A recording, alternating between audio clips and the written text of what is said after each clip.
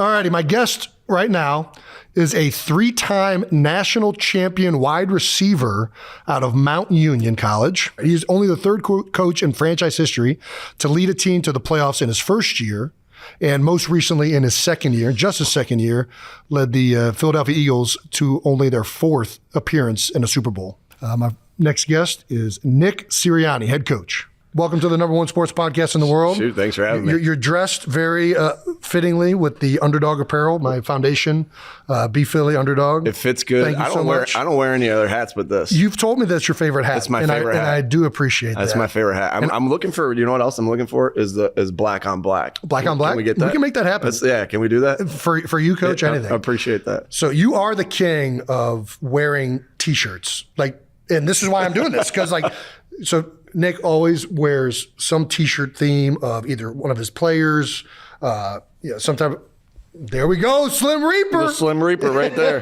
That's all. I think that's the only thing that I have anymore. You know what I'm saying? I don't even know where my other shirts are. You've lost them? I've lost them. I do the same thing. I misplace them all the time. I got about 1 million T-shirts of you guys. You had that Jalen one with the glasses. That one was super sick. That's a good one. Yeah. That's a good one, yeah. But this is Nick's famous dog mentality, dog culture. So this is Zach's. Zach's guy. Yeah. Zach's guy is the owner of dog culture. That's right. And so he had them always in Indy. Right? Got it. And then boom, we had some we got the guy to order them, and then Zach was with us last year, and got us some more. Zach killed this because I love this hoodie. It's a good hoodie. Cut off. Yeah, it's good. And being in Indy, home of Pat McAfee, who's always in the tank top. I feel like I had to have the guns out. That's a good.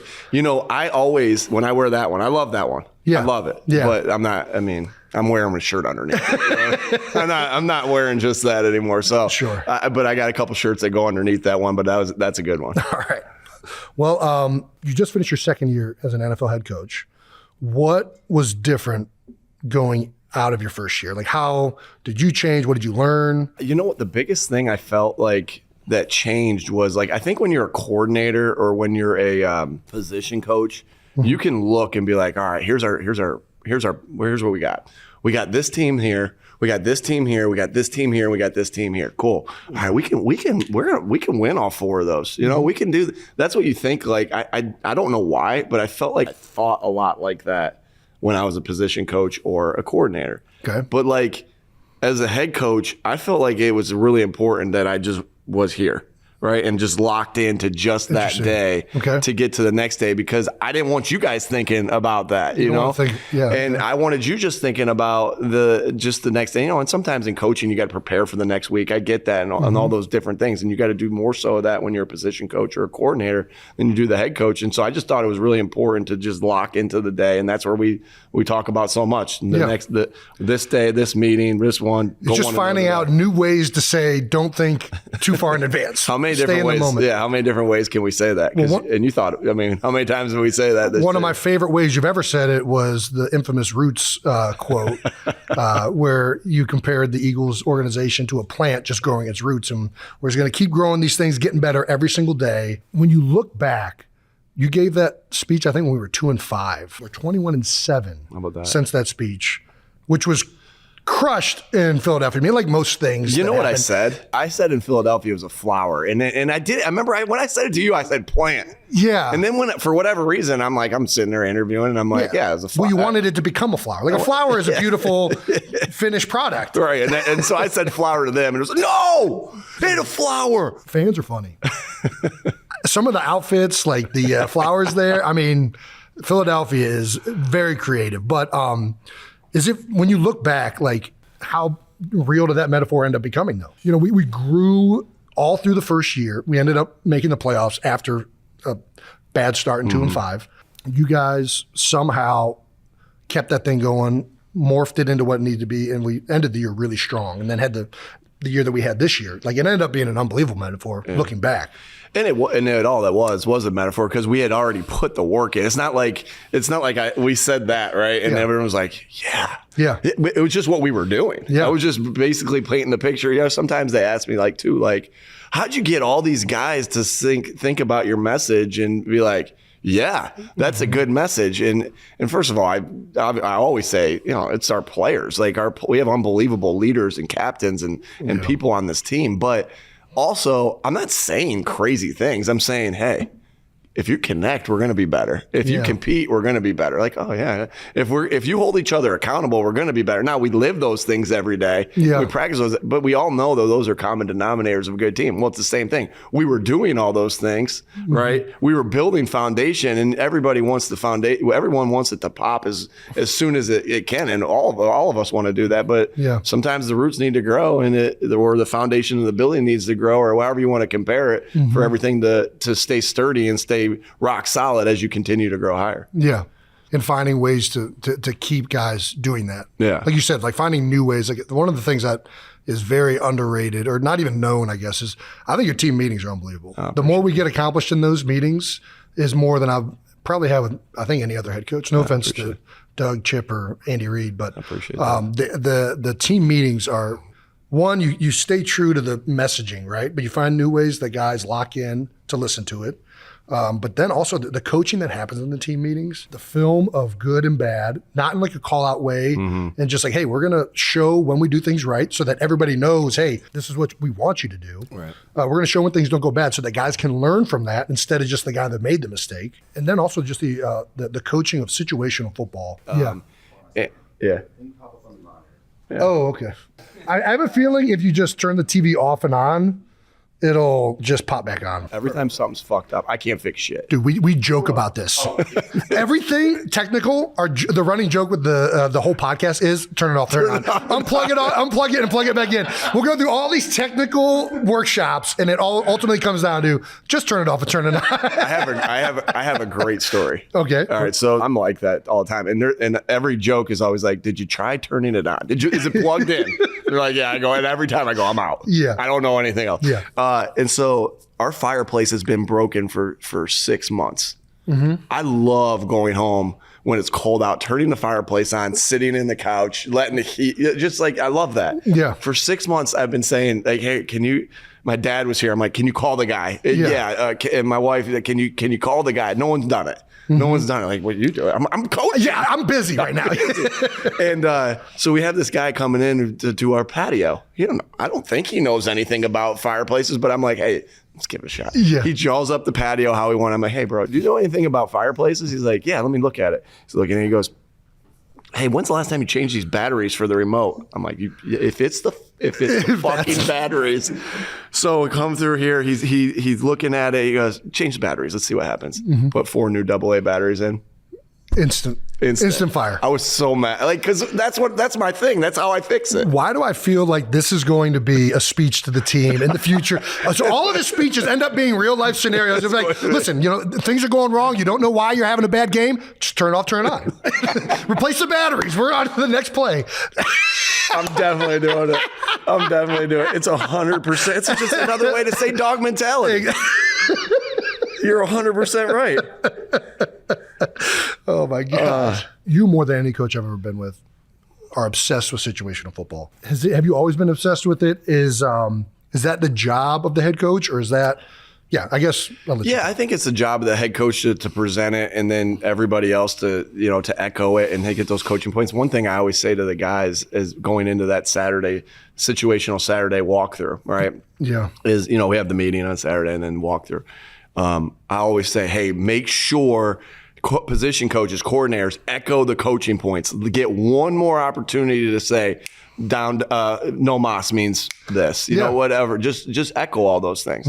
And so, but really where I became obsessed with it was in Kansas City. Was we had a board like in training camp, like, here's all the situations we need to get covered. And like, I guess when you hear like that it's important to Bill Parcells, because Todd Haley worked with Bill Parcells, you kind of think to yourself like, oh shoot, that Bill Parcells was obsessed with this. Cool. Here we go. What did he do? Boom, boom, boom, boom, boom. Right. It's interesting because Belichick is renowned for being such, and he was also a Parcells disciple. Maybe that's where it all started too. So that's where the start of it came. And then I was kind of like, then we went to San Diego after that, and we were and Coach McCoy was really big into that too. And I think Frank and I had a big part of, thinking through all the situations, and it's just kind of grown every place I've been. Yeah. How many situations Is there even a number?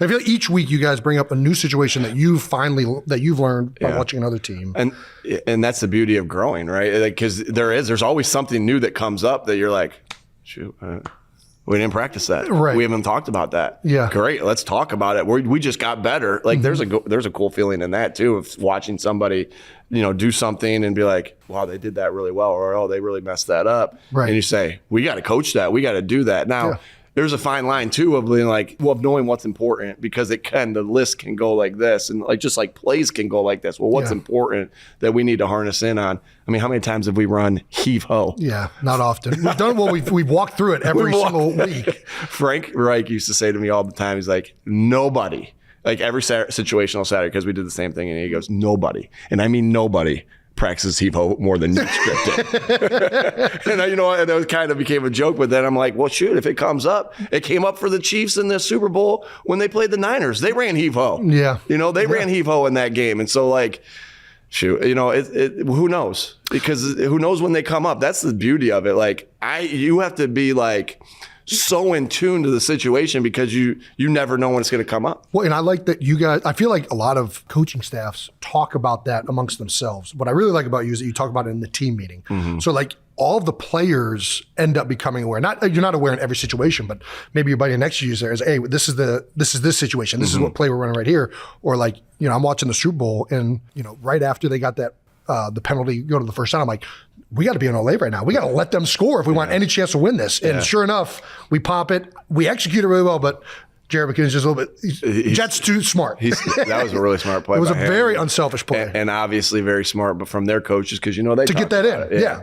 No mas. And so, you know what? I felt like, shoot, what if we would have practiced that a little bit more? What if we would have done, like that's where, how we are. I'm always like, this is what I could have done better. What if we would have done a little bit better to get the guys a little closer? Like, we're going to tackle. We talked about it. Yeah. Did we walk through it? Like, that's where I'm beating myself up. Like maybe we should have that's in situational Saturday. I thought that they did a good job. They did a good job. Yeah, but you could just like maybe be a little bit more like dive and then miss his leg on purpose. That's how my son does tackling and real tackling drills. You don't really want to get hit yet. Right. And so he'll come up and he'll take this angle on these angle tackling drills. I'm like, he's not even close. And he'll sweep the back part of his leg. Just take a terrible angle, but run full speed and just get the guy thinking about that, so maybe he forgets that he's supposed to go. I'm going to have Jacob Sirianni come in and demonstrate what to do. And demonstrate what to do. Just put on tape of Pee Wee football and be like, this is how we want you to do Olay. Awful angle. Terrible angle. Like every time I go to his practice, I'm telling you, I'm watching it and I'm like, you can just see right from me. I'm like, it's even going to be close. But he ain't going to get hit, and that's what his goal is right now. So he's actually accomplishing the goal he wants to accomplish. He really secretly wants. All right, let's get back to growing. So one of my favorite things outside of the Roots speech, because I actually really like that, was after your first press conference, you get killed by the city of Philadelphia, Angelo Cataldi, everybody. I like how we throw Angelo. Yeah. Well, you threw Angelo out there talking crap about Gannon, so I'm like, I'll throw Angelo. But he just retired, so he can't talk shit to me anyways. I think a lot of people would do that, and you could respond. There could be multiple responses to that, whether you like, okay, now I don't want to do press conferences anymore, or like, fuck all these guys. No, I'm sorry, family show. All right. So fuck is off. We can't say fuck. You can. Right. We do it all the time, but we try to not to, because there are kids that watch it. But you use it as a way for the team to notice that you're being accountable to getting better. You talked about, in one of my favorite team meetings, you do your second press conference and you practice and prepare even harder to make sure that you are better in your second press conference. And I think that that's an unbelievable message for a team to hear, that like, hey, the head coach is trying to get better. Yeah. And it's a very concrete example of trying to get improvement. And I think that leads itself to players then being easy to be like, okay, if he's accountable and being real with himself to know where he needs to get better at, I'm gonna do the same thing. Yeah. I think that's part of leadership, right? You know, and that's why, if I want the players on our team and the coaches on our team to hold each other accountable, I got to hold myself accountable. And then think about why we have a good team. Like, look at the leaders we have. And I'm saying you and Fletch and BG and Lane and Jalen and Slay. And I'm just naming the captains, and Jake, right? Yeah. And you guys do that every day. And it trickles to the rest of the team. It becomes the culture. It becomes the culture. Yeah. It's what you live every day, right? And so I think too many times. I feel like we've all probably had coaches that too many times you felt like, I don't want to say it's like, man, I don't want them to think I'm wrong, and I'm not going to say I'm wrong up there. But we're all wrong. Yeah. We all make mistakes in that, and I think that's important that we talk about them, right? It's because all that matters is we get better. And the other part of that message was, hey, the second interview, I went in there and I crushed it. I was awesome. And I turned the radio on to listen to what they said, and I still got crushing me. I mean, if Philadelphia, it's gonna, you do have to tune it out a little bit until even when you're doing really well, you still got to tune it out. You still got, because then they're gonna love you, and it's like, listen, I gotta realize I'm not what everyone thinks I am. Remember how many times you said that this training camp? Yeah. Like how many times did you say, like, hey, listen, I love the players that we're acquiring and that we have, and look at practice, it's going unbelievable. We're working our ass off. Yeah. Everything's coming together the way we need it to, but don't make it for 1 second that the names on, you said this 10 times in training camp, that the names on this paper, start listening to that. Keep working, head down, work, and like that's the same message. Let's get back to your first year. So we ask players this a lot, who are like, what was your welcome to the NFL moment? Do you have like a welcome to head coaching moment? Was there a moment in your first year that you were like, man, being a head coach is either not what I expected, or like very aware of like everything? Like, was it the press conference? Was it the roots? Like that everything you said is going to be overanalyzed? Sure. Was it a moment in a game? Yeah, I think the opening press conference was it, like, was because just like everybody's going to they're like really reading into this. You know what I do? I tell this story a lot. So we played the Patriots. I think it was the first game that we had in preseason. Yeah. Maybe it was second, because we practiced against them. We definitely practiced. And it wasn't the first week. So it was the second week. All right, we played Patriots. And everybody's talking like, hey, like, listen, you get the job and people say, rebuild. And like, the first thing you think of, like, no way. That's not no coach, no player ever in the history of the game says, hey, this is going to be a rebuild season. Yeah, we're just going to, it doesn't really matter. It doesn't really matter. Yeah, right. And so like that was the message almost that you were getting from outside. Right. Yeah. From the outside, like, hey, this is going to be a rebuild. This is going to be whatever. And that never went into play, right? We worked just as hard that training camp as we worked the last training camp and everything like this. And you go out every game expecting to win and have success. Like, there's no game where you're like, well, I guess, words of rebuild year. We're just, let's see what happens. Who cares if we win? Yeah. That's not in any of our DNA, right? Yeah. And so we play that game. We got smoked. Yeah. We got smoked, and it's a preseason game. I get it. Like, Same thing happened this year with the Dolphins. The same thing happened this year with the Dolphins. I don't think you guys didn't play. Remember, because Jalen. Well, in all the games that we practiced with those teams, we didn't play. The starters don't play very much. Yeah, that's right. Like, remember, I think you guys were going to play, but then we practiced really well against them. Yeah, Jalen had something. He got something. We did practice well, and Jalen got like something. I don't remember what it was, and we're like, no one's playing. Because you're right. Remember that? Yep. So we get shellacked. Yeah. Right. And they're booing us at halftime. I'm like, what is going on? Oh, yeah. So I get in the car with my wife, and this is I remember you heard this? I love this. Please tell it. Yeah. I get in the car with her, and I go, this freaking preseason. And we just had a really good practice, 2 practices against the Patriots, who are a really good, well-coached team, good players, everything. And they were booing us. And she's like, well, what'd you give them to cheer about? It's an all-time quote by Brett Sirianni. Yeah. And I loved it. And I just thought to myself, like, we have people that will hold you to a standard. I love that. We have that'll hold you to a standard in this city. Yeah. And we got to live up to it. Yeah, maybe this is why you've assimilated so well to Philadelphia, because your own wife, Brett, is giving you the exact same treatment at home. Exactly. I can go through it 24/7. But that game against the Dolphins this year too, right? And you never want to go out and put a bad product on the field, right? Right. By any accounts, people are paying to see you play, right? But even more than that, you want to continue to be playing well and improving, and just to go as far as you can, right? Remember, they didn't practice because they all had food poisoning or something like that. Remember that? I forgot about that. One practice, yeah. So they played all, and then guys. all their starters played fresh. I didn't even think about that. Like, yeah, okay. I'm watching things happen like in that game. Yeah. And Tyreek Hill runs right by our secondary the first play of the game. And we're all on the headsets going, they're going to throw vertical to him right there. Back up.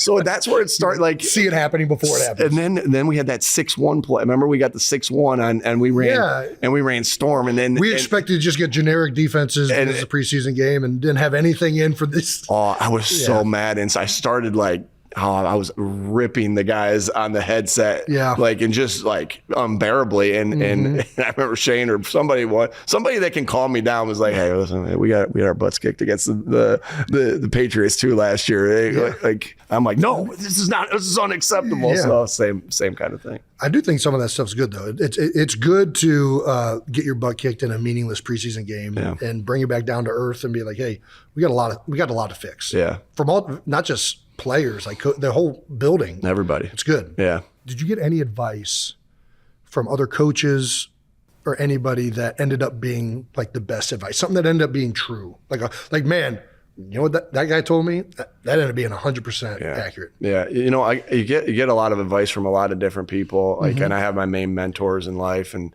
this and that. But I remember Chris Ballard saying to me, he said something to me like before, because obviously he was the general manager at the Colts, and then I was leaving. He goes, "Hey, you're going to make mistakes. You're going to own them and move on."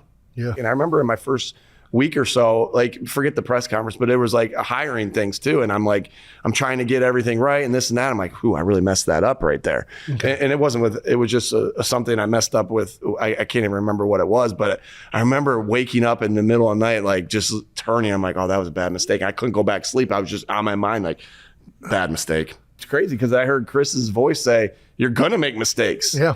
Own it and move on." I owned it and I moved on, and I was able to get through that. And that's accountability, and that's dog mentality, really, when you think about it, right? You own it, right? Accountability. And you get better from it, accountability, and then you move on, dog mentality. So. Yeah. All right. Well, you talked about mentors. I know you've talked about Frank a lot. Both of us have been fortunate to work with Frank. Had an emotional deal with after the game against Indy this year. Do you want to describe your relationship with Frank, or like what? Yeah, sure. He's like my big brother. I got two older brothers, and then Frank's like my big brother because, and I don't ever say he's like my dad, because, and then Frank, I don't want Frank to feel old. Right, so I'm always more out of respect for Frank. More out of respect for Frank, and so I'm always like, he's like my big brother, and he just prepared me for everything, right? Yeah. As a head coach, as a coordinator, because he was a coordinator when I was the quarterback coach, right? He was a quarterback coach when I was the quality control in San Diego. So he was just preparing me, and he always took a liking to me and was preparing me for all the next steps, right?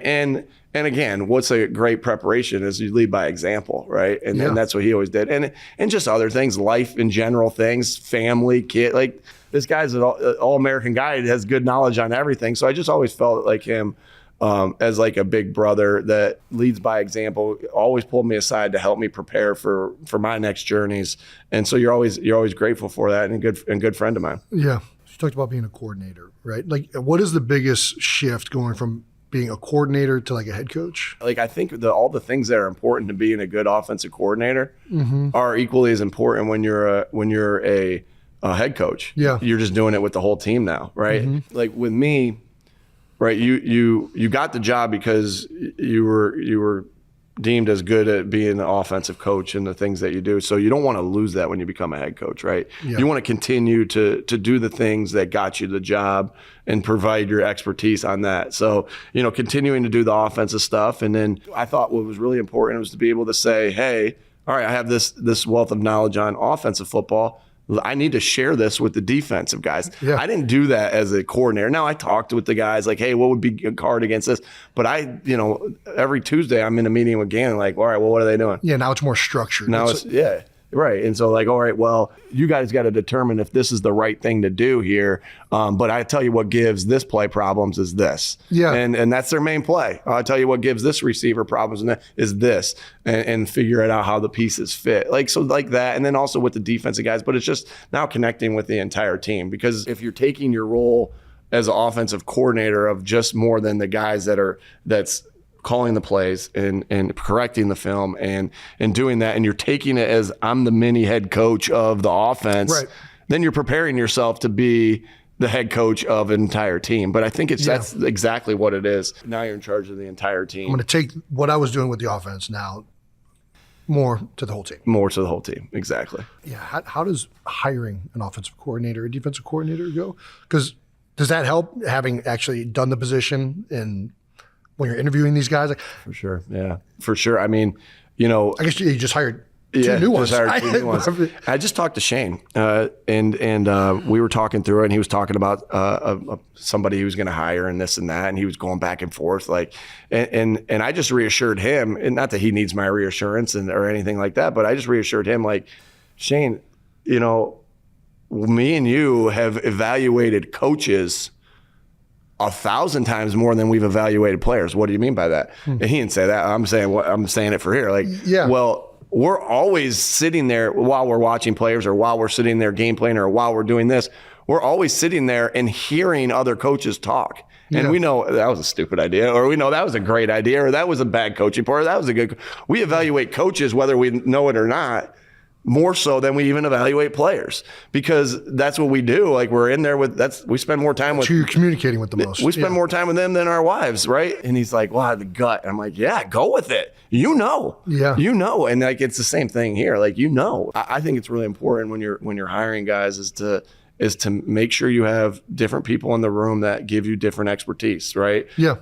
You know, here's who's in this room. You know, I want offensive guys here that, you know, like Jamal sat in all the defensive coordinator interviews, and so did Kevin, and so did Brian. Yeah. Right. And then there were some defensive coaches that had some expertise in all three levels that sat in there as well. And then you talk and you think about the questions you're going to ask, and you have a list of them. And then at the end, you eval it, right? What'd you think here on fundamentals? Boom. What'd you think here on the run game scheme? Boom. What'd you think here on the situations? Boom. And all the things that you just did with that player, you go through and you give them just like we do with a player. Plus, okay, minus for the day. Yeah. And then at the end of the day, you try to cast a wide net and listen to a lot of different guys talk. Like, I really looked at that as an opportunity to say, we got a great opportunity to get better at football. Like, we don't go to the National Coaches Convention anymore, right? Yeah. We don't go to we probably should go to glacier clinics and stuff like that and just sit in there. Why not, right? You're going to learn something. You're going to learn something. Well, is it worth the time commitment, though? That's the thing. Well, right? If there's one at the Philadelphia hotel, we probably, or whatever. Should we start a coaching clinic just to get good minds come to Philadelphia and we can steal their? Let's see if we get the Cowboys to come, the Giants to come. This is a really big deal, guys. You should definitely come. Should definitely come. A lot of people are going to be there. And but yeah, we got to sit in however long the interview lasts with the amount of guys that we did, and just sit there and learn ball and figure out well, you're doing two things. You're figuring out who you actually think the best possible candidate is. Right. And then you're also learning ball and you're getting better yourself. Yeah. What are the qualities for an offensive coordinator or defense? Like, what are you, like, if you were to draw up the perfect coordinator, what would be the ideal traits? Yeah. That's a good question, because and Shane and I do this a lot because Gus Bradley taught us this, and so Gus Bradley would come and he comes up to us and he goes, "Hey, explain to me what the best coach. What does a great coach look like to you?" Okay. And you sit there for a second and you start to talk and you're like, "Okay, I got it." And you start to tell him, all right, okay, it's this, it's this, it's this, it's this, it's this, and he looks at you and he goes, "You just explained yourself to me." And it's like, and you think to yourself, you're like, I think I just did. Yeah. I think I just did. That's what makes a great coach. And like, because you think about the things that you do and you're like, yeah, I think that's good. And you know your warts too. You don't say those, but you say the things that you think are good about yourself. But the important thing is, why I even brought that up, is the important thing is, it's like, you can't have 20 of me's running around. You can't have 20 of stouts running around. Right. You can't have 20 of whoever it is. Yeah, 20 stouts would be a very interesting offensive install meeting. It would be a great install meeting. Yeah. But like, very detailed. It would be very long. He's the best. And so like, it's important that you have, different styles too. Yeah. Because that leads to different ideas. That leads to everybody. And so I don't know if there's a perfect one but what the qualities have to be is, you have to be an expert on offense, right? Or defense. Yeah. And the detail has to be so high, right? How many times did we say that, okay, here we go. How do we get a little bit better each day? High attention to detail and meetings, started by coaches going to players. Full speed of the snap and walk through. High intensity of practice, right? And so the detail has to be so high, because you can have all these different styles of coaches, right? Yeah. But what makes a good coach is detail. So that's the first thing. Being able to put the players in proper positions to make plays. What are you going to do against this? What are you going to do if you get a high tendency of this? What are you going to do if you get a high tendency of this? Right. And then ultimately is, can you teach players fundamentals? Yeah. Right. Because that's our job, is like to give you the guys the tools to teach you the things like you're here, right? And if you play with good fundamentals, you'll get here. It's not going to be like, right, but that matters in the NFL. Huge. That matter. All these things matter in the NFL. It matters more in the NFL too, because I feel like so much of the discussion ends up being like, not even just between coaches, but between coaches and players, like high level, like structure oriented, like how can we gain advantage from emotion, formation, against this coverage, against this blitz? How can we design that? And then all of a sudden you lose track, also because we don't really practice that much too, but you lose track of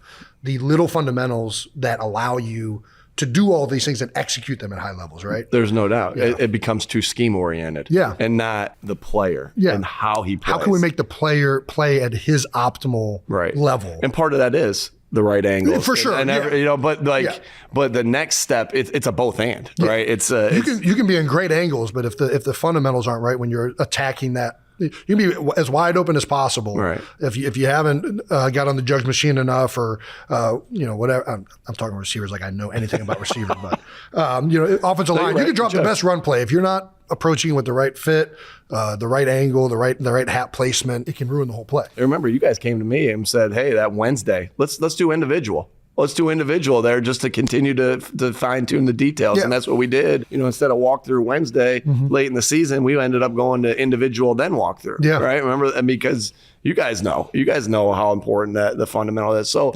or conversely, it could be a terrible situation, but because a guy does some like unbelievable thing out there, makes a play, which started with good fundamentals. Right. Bails us out. 100%. 100%. Yeah. I'm curious about this because my dad didn't coach high school football, but he's the first coach I ever had. He was my Little League baseball coach. And I think a lot of how I interact on a field and play sports and everything was dictated because of my dad and my brother. Your brother's a coach. Your dad's a high school football coach. I see them around the building all the time. So obviously you guys always are communicating. You've said that you compete against each other. What have you taken from them? Like, how was it growing up in a household that was like so into sports, football, coaching, and is that a big reason why you coach right now? Shoot. Hey, we need 20 minutes. Man, I have so many stories of just that. Like, sports it's faith, family, football for us, and it's like that's.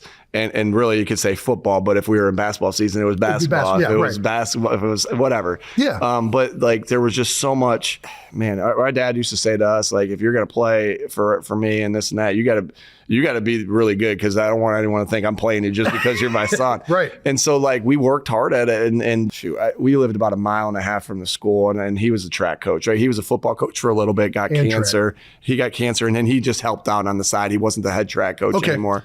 Or head football coach, but he was a head track coach for 46 years. And holy cow. I have so many stories that float through my head. Like, it'd be like, I'd have a hard workout in track, right? Or whatever. And I'd be like, all right, I'm getting in the car with my dad and going home. He's like, nah, yeah, you run, that's your cool down. Like, it was like all those, he did the scorebook at basketball games. Like he would sit there and do the scorebook, like, hey, Sirianni 2 points, Miller 3 points, whatever. And he would sit there, and I'd have those. I knew my coach was watching. I had a great high school basketball coach in Scott Cooper.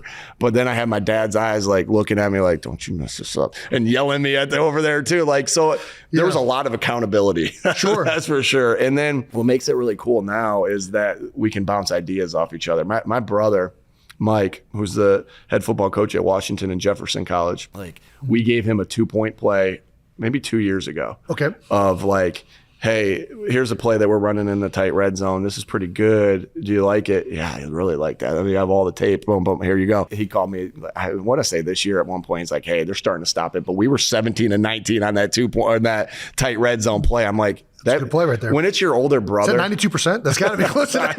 It's like our sneak percentage. When it's your older brother and you can help him with something like that's pretty cool. And then where do I get that big brother feeling of, why did I get in the stands? Why did I yell at Indianapolis Colts fans after or Philly fan, whatever. I was yelling or celebrating with Philly fans at the end of the Indy game, because when you mess with one of my brothers, I get pissed, right? Like, right. you know, right? I remember like there was personal. I can't tell you how many times, like if the Southwestern Trojans lost and someone said to me something at school, like I remember I told you guys this story. Remember I got into a fight because I was sticking up for my brother and the kid kicked the shit out of me, right? He was an older kid and he said something about my brother. I'm like, and then I'm in the middle of the bus seat getting pounded. Doesn't matter. You stood up for him. You stood up for him, right? And so, but that's what's cool. Like to be able to, and I went in a lot of different directions there, but like being able to talk football with them still and what you guys and what they think here, what they think there, all the memories growing up and the accountability growing up and knowing what sports had done for us in our lives and how important it was and how sacred it was. And then just having each other's back at all times. Like, and so those are the things that I remember the most. I could tell stories forever about, you know, all sorts of things like that because, but just sports was so intertwined in who we were and what we did, you know, growing up. Yeah, we did the same. We played any sport possible. We weren't football players. We didn't even start playing football till middle school. And you learn from all these. Like, it's fast. It's interesting to me that your dad was also the track coach because you have football, which is an insane, like the pinnacle of team sports and like cooperation. And then you have track, which is like, hey, depending on the event, it's you out there and you're doing this on your own and it's overly mechanical. You talk about like attention to detail. It's all detail. It's all hitting the precise things, I feel like. No doubt. And we were triple jumpers, right? And so there's all like... I've like watched that happen. I don't even know if I could coordinate myself to do... It's all technique. Yeah. It's all technique. You can't... I'd nerd out on triple jump, but you can't have bad step phase. And like, and so we were good at technique because that was like, so we're fundamentals. Where's that come from? My dad, right? Like stuff like that. But what's funny about that is yes, track is this individual sport and football is this team sport, but my dad gravitated toward football always, right? And so like I remember him like being there like, okay, if this guy jumps this and their guy just going to do this, he could figure out the score of what the track's going to be if everybody did their job, hit their marks. Yeah. And so I remember one day I had food poisoning going into a track meet my senior year. I ate something at lunch in the cafeteria. Yeah. And I'm just, I can't stop throwing up. I'm And then my dad came up to me and goes, hey, you're in 4 events. I'm like, Dad, I can't, I'm throwing up every 2 seconds. He goes, I know, but okay, listen, I just need you to place at least third in 2 of them, and I need you to win the triple jump. This is so... I'm like, this guy. And so like, I'm running down the runway because he had figured out that if we do that, because I think I would have won a couple of them and maybe got second at a couple of them, but he figured out if I just got third, like he's doing the team part, he's helping all the individuals, but he's doing the team part in his mind. Yeah. And so I remember running. I just need you to do this. I just need you to do this. I would run down the runway. I would do whatever jump I did. I did high jump, triple jump, long jump, and high hurdles. Yeah. Right. I would run down the runway, and I'm just speaking of long jump and triple jump. I'd land in the pit. I'd throw up. Oh my! And then I'd come back. And in the pit? I get out of the pit. Okay, I get out of the pit. I mean, it wasn't land. Boom. It was land. Boom. Walk. Like the moment your feet hit, like you go. It was a nightmare day. But like he had figured, but he knew. Did you get it done? I think we won. I mean, shoot, we won for the. They won. But like he was figuring out how we could win as a team and so what my point is like it is always about like with my family it was always about team. Even in individual things you find a way to correlate it back to the collective group. All right. Yeah. God, that's so similar. I got a combine story. I don't know if we have time to share, but same thing. We got time. I had appendicitis. Fuck you, Bob. I had appendicitis at the combine. I've never run track. But the combine is essentially a track meet, right? Like you have some drills you there. You had appendicitis at the combine? I thought I had the stomach bug. I literally was throwing up. I would go in I don't even know if they still do this, but the informal interviews, because I wasn't good enough to have a lot of formal ones. So that was my time to like talk to these guys. And I would go from meetings to the bathroom, throw up, or out the other end. I'm like, what the hell is going on? I think I got like stomach flu. And then randomly on the day I was going to run, I felt a little bit better. Went out there, and that was the same thing. Like the 20-yard shuttle, like I have a really good time, and people are like, man, you're insanely athletic. I'm like, that's like that drill is all about. I'm going to do it precisely with the technique and the steps necessary.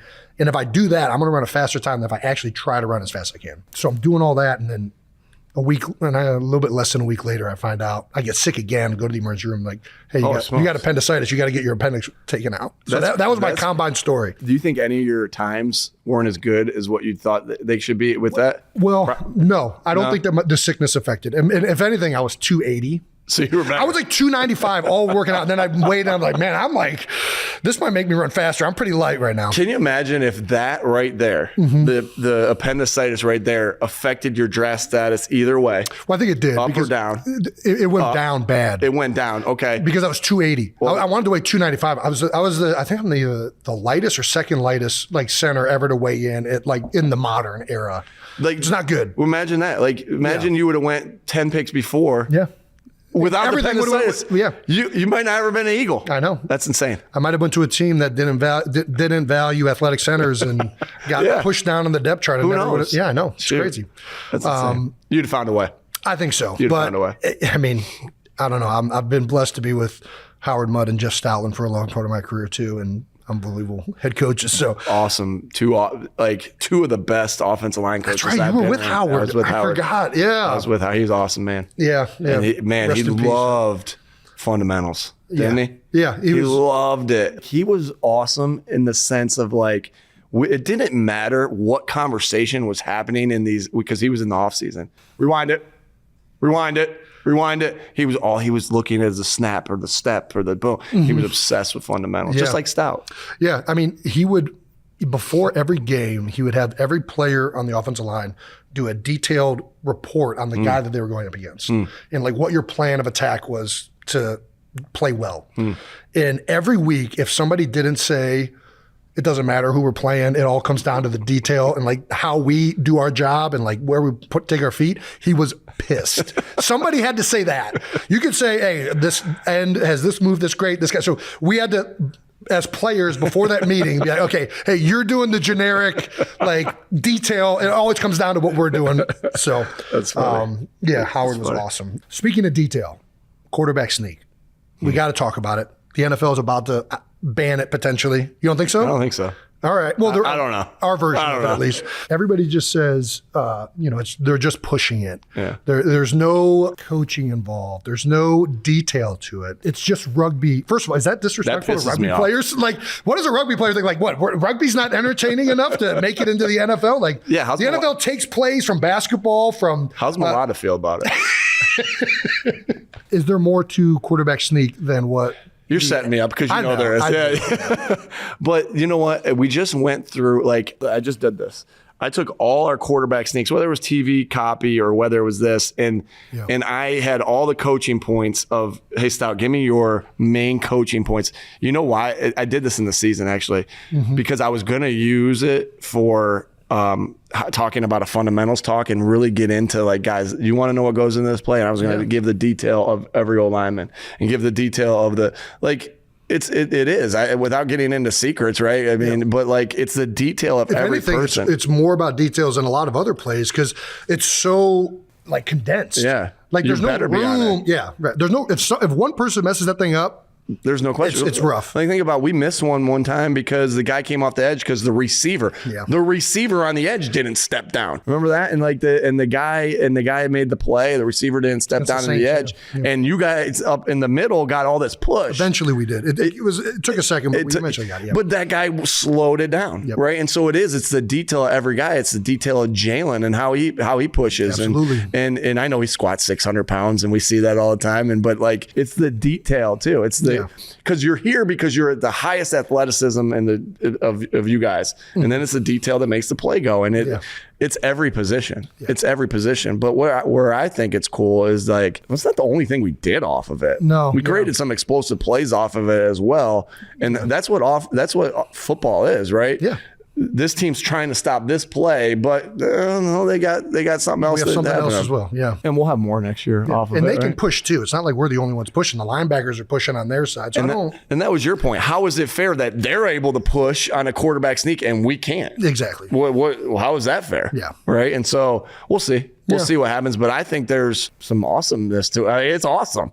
Like you guys are on display. It's always about you, Isaac, and Landon. It's everybody and Jalen, but it starts right there. Yeah, it starts right there. And every time someone's like, "Hey, how are you so good at this play?" I'm like, "Well, Jason Kelce, Isaac," and I don't say Isaac's last name right. So every time I go, they're like, "What do you think about the O-line?" And I go, or "What do you think about your run game?" I go, "Let me tell you why the run game's working. Jason Kelce, Landon Dickerson, Jordan Mailata, Lane Johnson, and Isaac."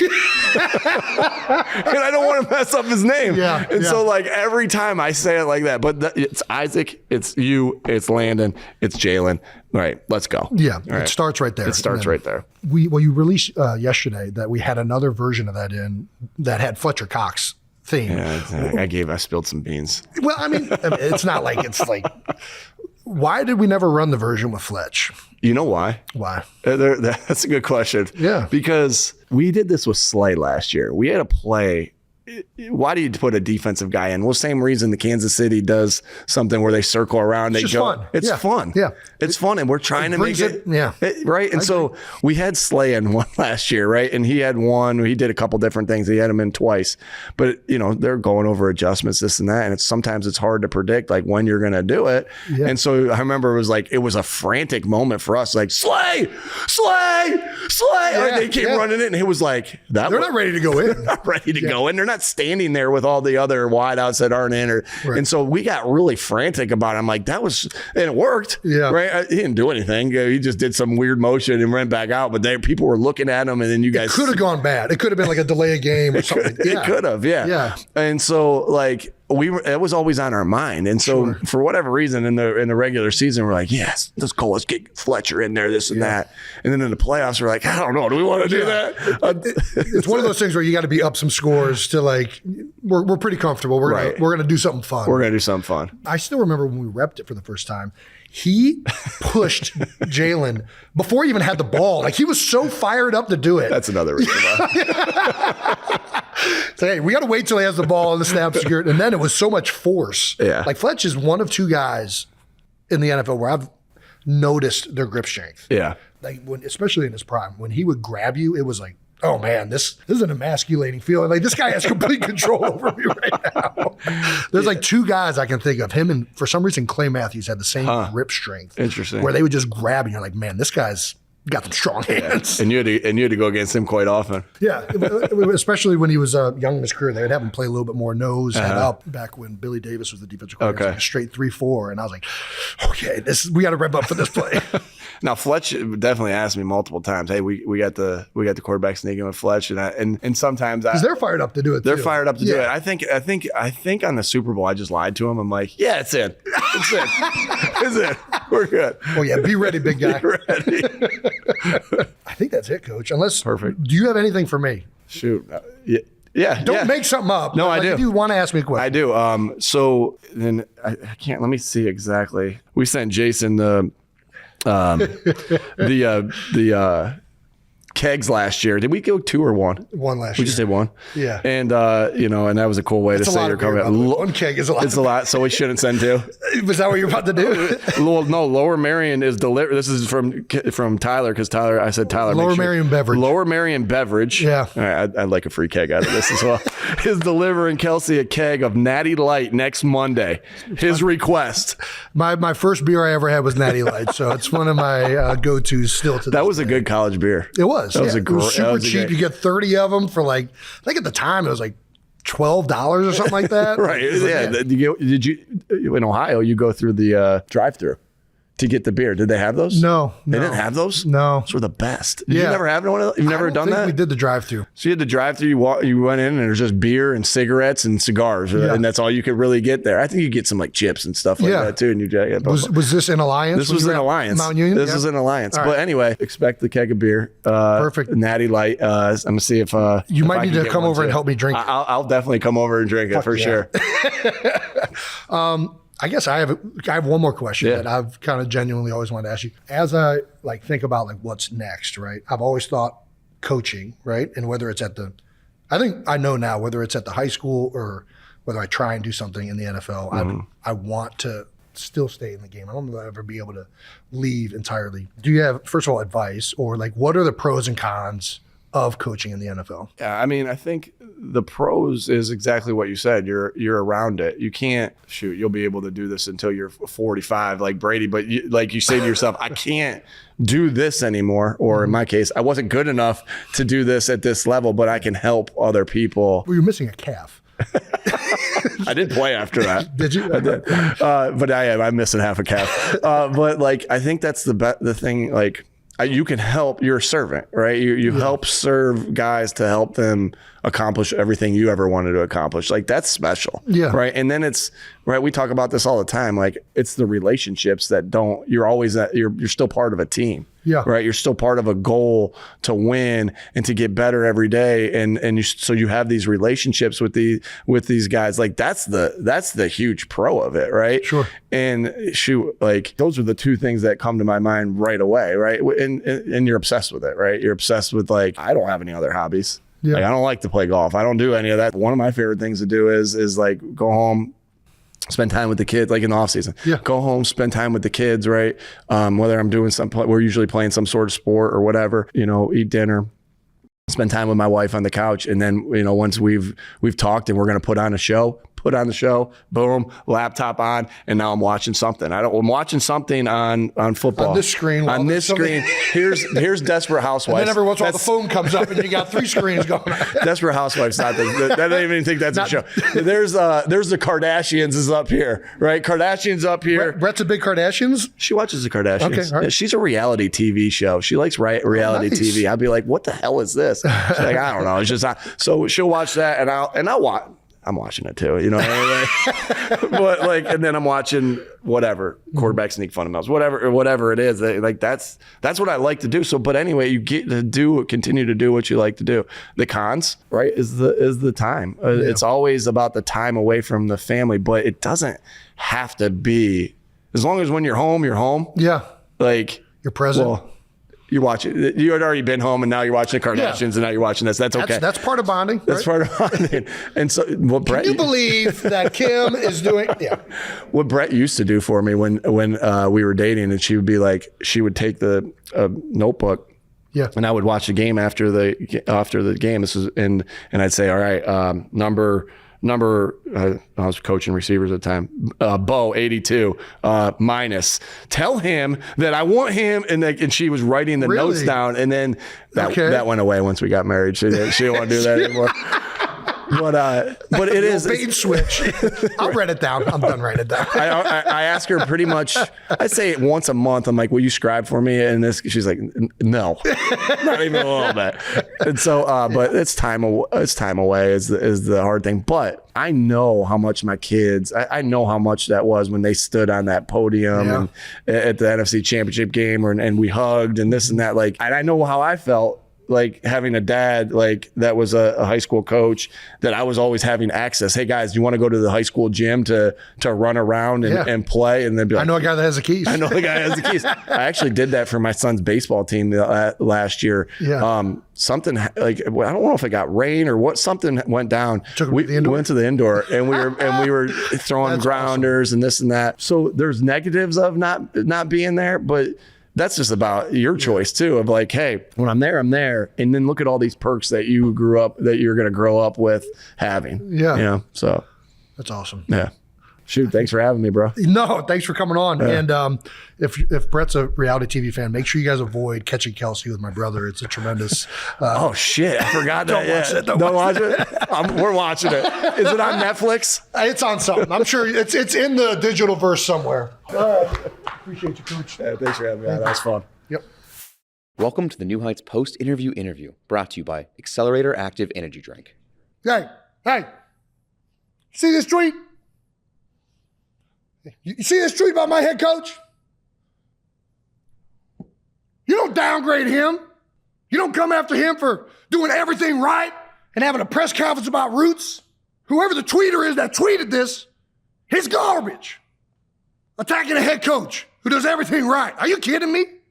Criticizing a coach over a press conference. Where are we in society today? Come at me. I'm a man. I'm 35. I'm drinking Accelerator Active Energy Drink with 0 sugars, natural caffeine, plant-based Thermogenics. It's got tons of great flavors. This one right here is Rocket Pop. Make it pop off like a rocket. I'm a man. I'm 35. I'm drinking Accelerator energy drink. You can find Accelerator at Target, Albertsons, Safeway, Quick Trip, and Hy-Vee. There it is. Nick Sirianni. What'd you think, Trev? I see you, Coach. I mean, I was pumped. I wasn't expecting the guns to be out. Were the guns out the entire day? Did you ever put those freaking things away? They were only out for the Nick Sirianni episode. We were in Indianapolis. Thought it would be a good idea to do one interview in honor of the Pat McAfee show. We're in Indy. We're in his home ground. Thought I'd get the guns out there. And then also, that's a dog culture shirt. Yeah.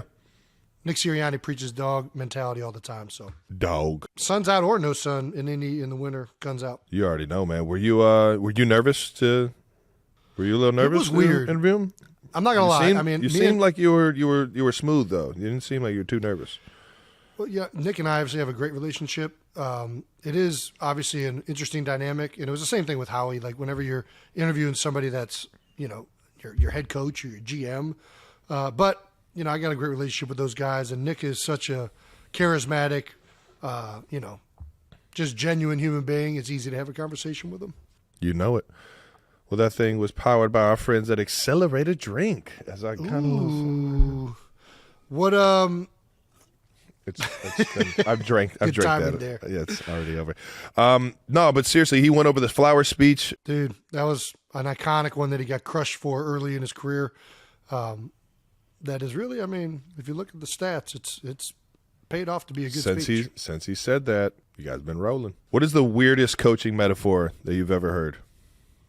Man, I got a few good ones. I've already actually mentioned this on the podcast, and it's so weird that now I use it. But whenever Stout is talking about a tough run play, he says, "Hey, it's like pounding salt up a fat lady's ass," and I don't know what it means. I don't know what it means. I just know it's not a play we want to run. It's going to be hard. My guy Eric Bieniemy always says, "You got to give ourselves a chance to have a chance," and that one always just kind of goes right over my head because I was like, "Well, doesn't that just mean like give ourselves a chance? Like, aren't you implying everything that could possibly happen after you to have a chance?" Like, give yourself a chance just doesn't that like means having a gotta chance be after like that. in position to have a chance. Yeah, It's kind of like another way of saying that. You got to give yourself a chance, meaning you got to get in position to have a chance. yeah. But couldn't you When just does like he throw use that it? Is under? this like a 2-minute phrase? Oh, this is like an everyday thing. Yeah, this is like an everyday. every day. Yeah, this is like an everyday. Because, You're going fellas, to we take- have to you're be able going to give ourselves a chance to have a chance. Like you're kind of It's walking ingrained over the in me. cafeteria. It's ingrained in me. This is how much it said. It's ingrained in me. It's ingrained in me to give myself a chance so I have a chance. Like, that's how much I've heard it. So this would come up like you're talking to EB right at like offensive meeting ends. You're done for the day. You're going to dinner, and you know that if you don't get there quick enough, those chocolate chip cookies are going to be out. And you're Gone. like, man, EB, I gotta. It's nice. I didn't give myself a chance. I got to go get these. I got to give myself a chance to have a chance. And in order to do that, I got to go. Nick is stealing our just turn it off and turn it back on motto for the future of the team speeches. I tell you what, it's a good one to have. Turn it off, turn it on, restart that thing, Turn it reboot. off, turn it on. I'm glad you just reminded me of that because watching this, Nick literally asked me yesterday, we were talking about this and he wrote it down from the combine. He writes down ideas for team speeches and we were just talking about this and I had forgotten it. And I just remembered it watching this interview again. Turn it off, turn it on for the team speech. Works every single time. Works every single time. Ladies and gentlemen, if you're having problems, just reboot. Oldest trick in the book. Dude, so, I mean, it was an unbelievable interview, but let's be real. Did he get you the beer that he promised you? He said if you're coming back, That's right. Did he get you the beer? Yeah, he did. I got the keg sitting outside right now, and luckily it's cold enough that it ain't getting warm. It's untapped. I'm waiting to tap it. Probably will tap it this weekend on St. Patty's Day. That's right. Always yes, it's a one. keg of Natty Light. Natty Light. I know. Well, natural listen, I know there's a lot of beer light. snobs out there that are like, Natty Light. And listen, I love a good beer. I love a good, IPA, hazy beer? IPA. I like beer in general. Doesn't matter what it is. But if you're going to give me a keg of something that I'm going to have to drink a lot of, I'm going to go with a Natty Light. First beer I ever had. I kind of made that mistake. There's a heavy beer out in Kansas City called Tank 7 by Boulevard and Boulevard Beer Company. And I tried to go through that in a keg. That is the hardest because it's a heavy beer. It's a lot of spices. That's a lot of beer to be, and you don't, you need something like a Natty Light, like a Bud Light, something that's just smooth and crisp. Just the hair above water, and it's going to be delicious. I can't wait. I'm going to make a fire outside. I'm going to invite a bunch of guys over. I got like 50 pounds of one of these cows out there in the freezer.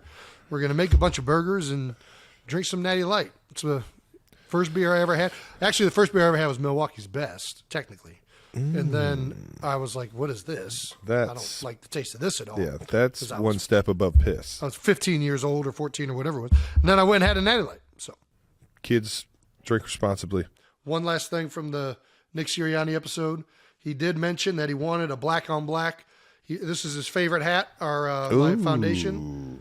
Underdog Apparel. Yeah. Yep. That's sweet, man. Dang, well, now I got to get the new one hat of those. that he requested. And we had them made just because of that episode. So, Okay, Coach Sirianni being a I got to trendsetter. get better at putting on hats. So, we got you the black on black, Coach. You, as requested. Hope you guys enjoyed that Nick Sirianni interview. I know I'm sure going to try and get my coach on here one day. Coach, if you're listening. How about, dude? So I ran into Andy out in Indy at the combine. Great mood. I don't know why he was in a great mood.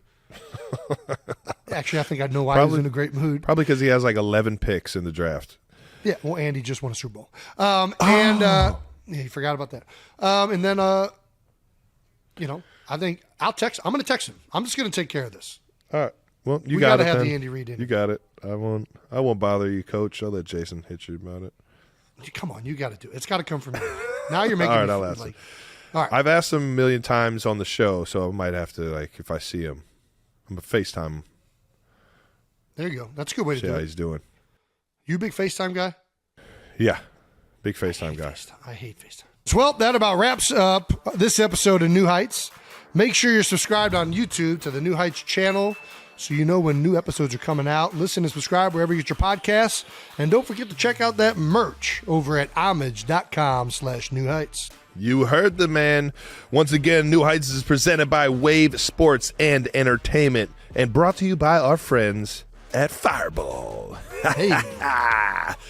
Shoot 'em back, baby. Follow the show on all social media platforms at New Heights Show with 1S for fun clips throughout the week. And thanks to our production and crew. We always, are very fortunate that we have stuff to talk about on the show. And we just appreciate you guys so much for providing us with this content, man, and making us look good when we know we're just a bunch of dummies up here. And thank you to all the 92%ers, baby. Hey! Woo! Always appreciate you guys tuning in. And please let us know what you guys think of this episode and obviously the Nick Sirianni interview. Can't wait to see what you guys come up with. Until the next time, peace!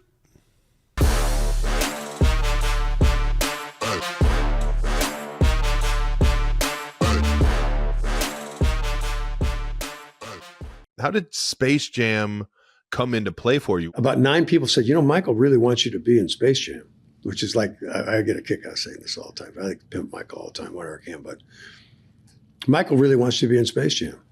And all you have to do is nod. That's all you got to do is nod. Because it just means, I bet you Mike can find my phone number. Yeah, right.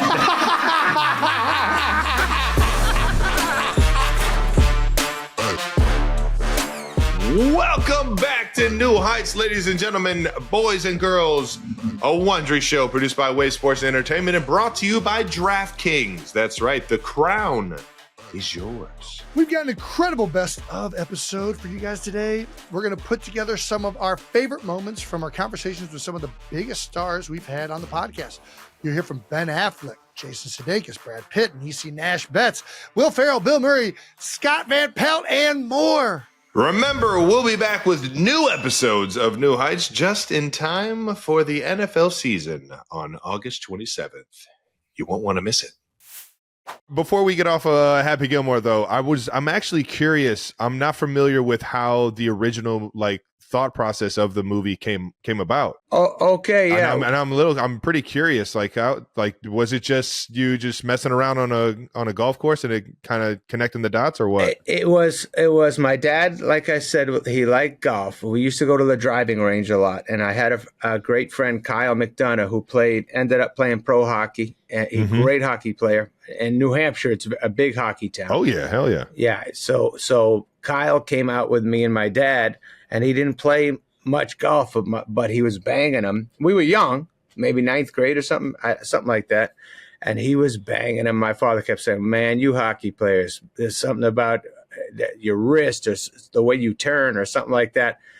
And I just was like, I think I was in college or finishing up college or just maybe 23. And I thought, man, that'd be pretty funny to see a guy with a hockey mentality have such a big hit that he gets on the tour. And I remember calling my dad and telling my dad about it and going, "What do you think?" And he was like, "Yeah, it could be pretty good. We'll see."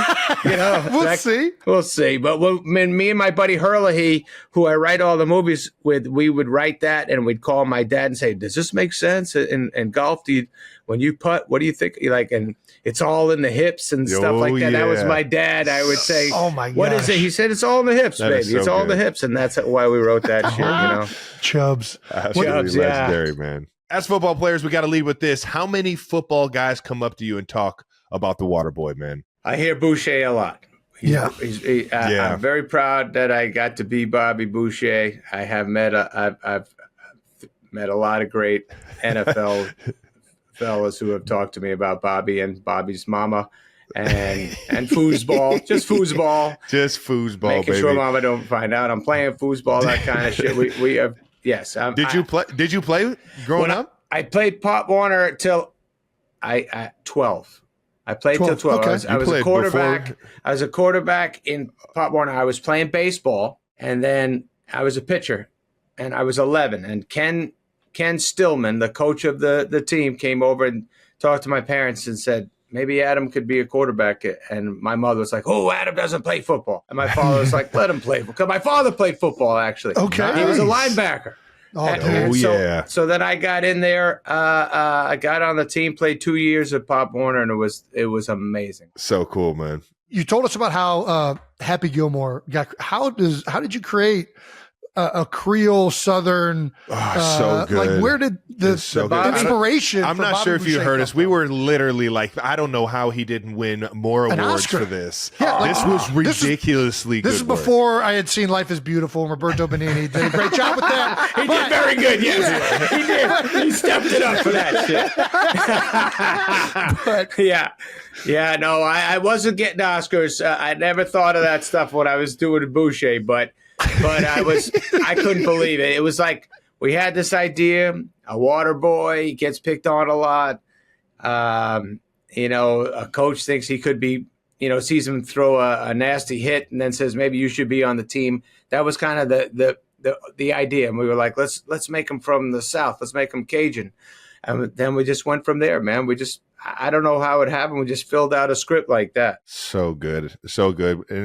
It probably felt right as it came together too. You're just like, man, this is coming together so smooth because it's from start to finish. That thing is perfect, man. Oh, dude! I mean, we were so excited writing that. Thanks for all these compliments, guys. Honestly, I love you. I appreciate it. But so I remember with the Water Boy, we wanted that he had a very protective mama, and that there was this movie Carrie. It was a terrifying movie, and it was an overprotective mom who didn't want her daughter to be around anything too heavy, and anyways, so we kind of wrote a mom like that that's overprotective to Bobby, and so he had to sneak around and play his foosball and shit.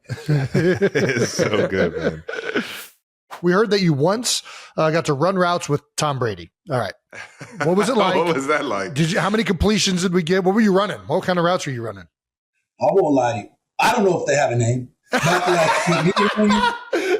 I'm sure I disgraced every receiver that's ever run a route. But to this day, aside from the birth of my children, that was the greatest thing.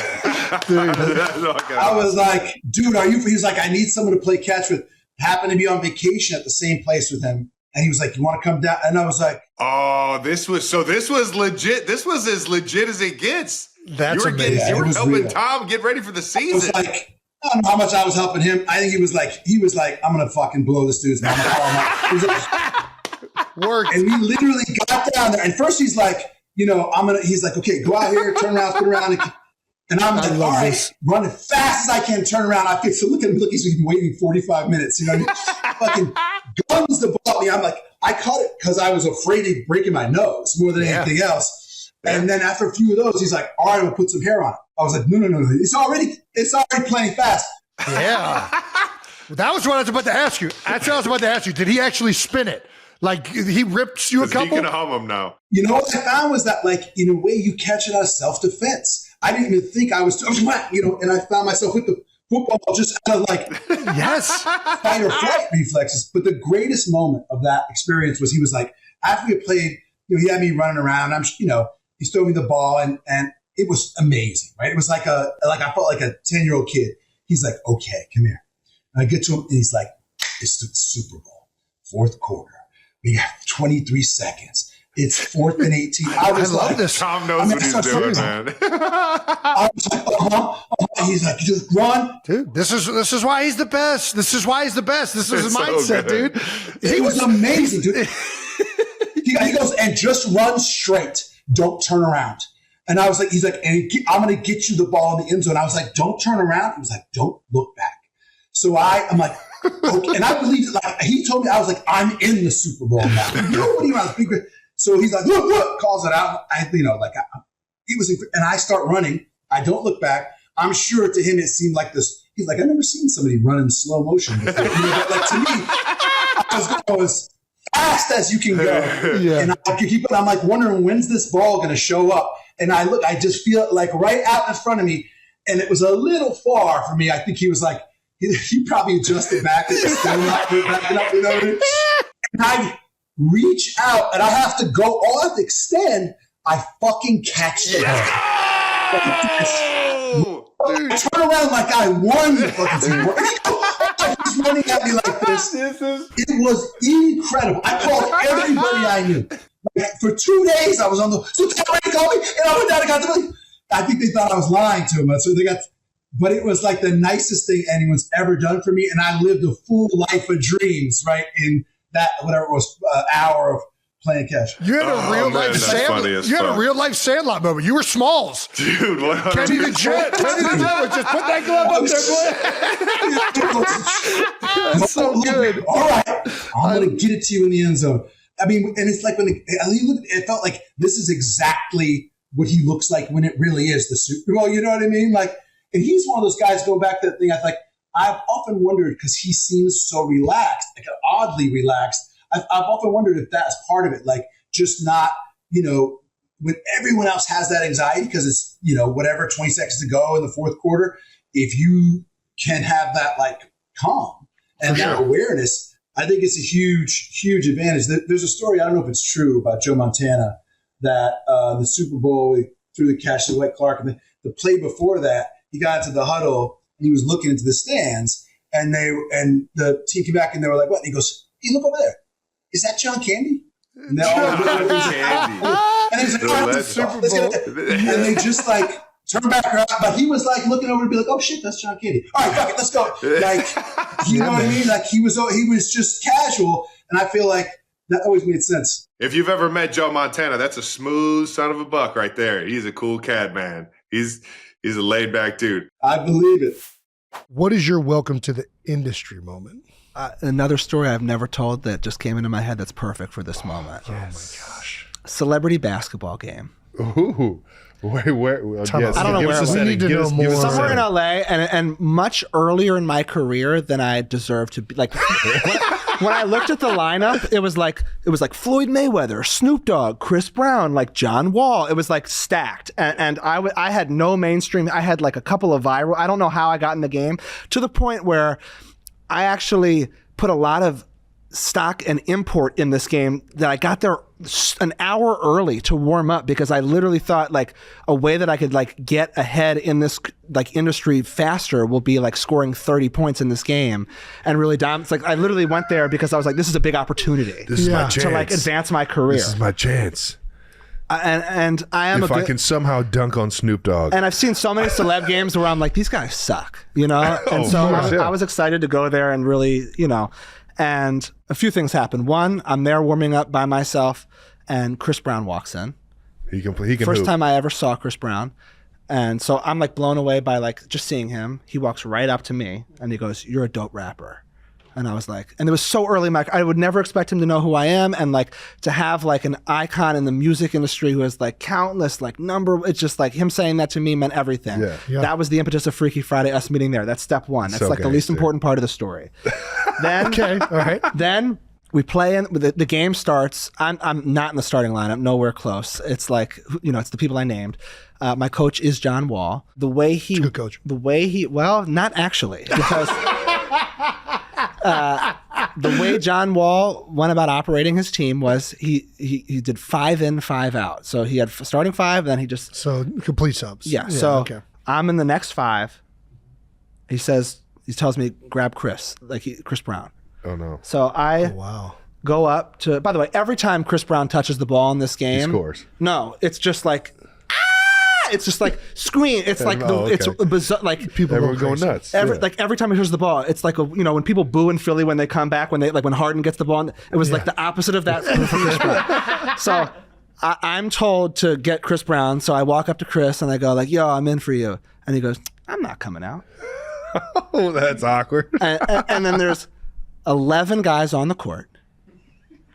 Everyone is like matched up. Like I'm clearly the odd man. I look to John Wall. Can you help? Like for direction. Coach, like, and he goes, John Wall goes like, and he brings me back over.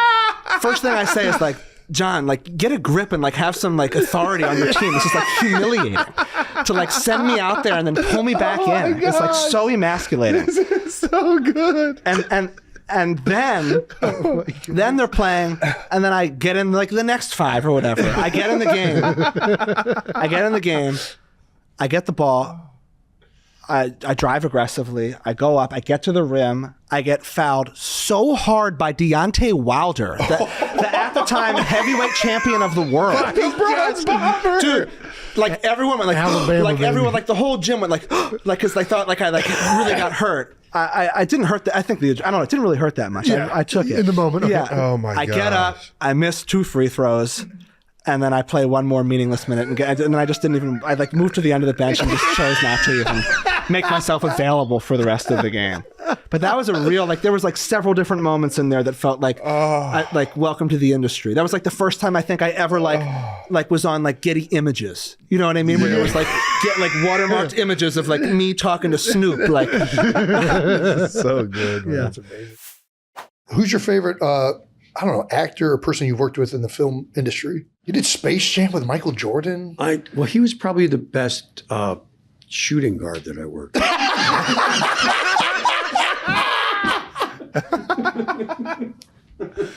Larry, the best small forward. And actually, Larry was the best. He was in that movie, too. He was the best small forward. So good.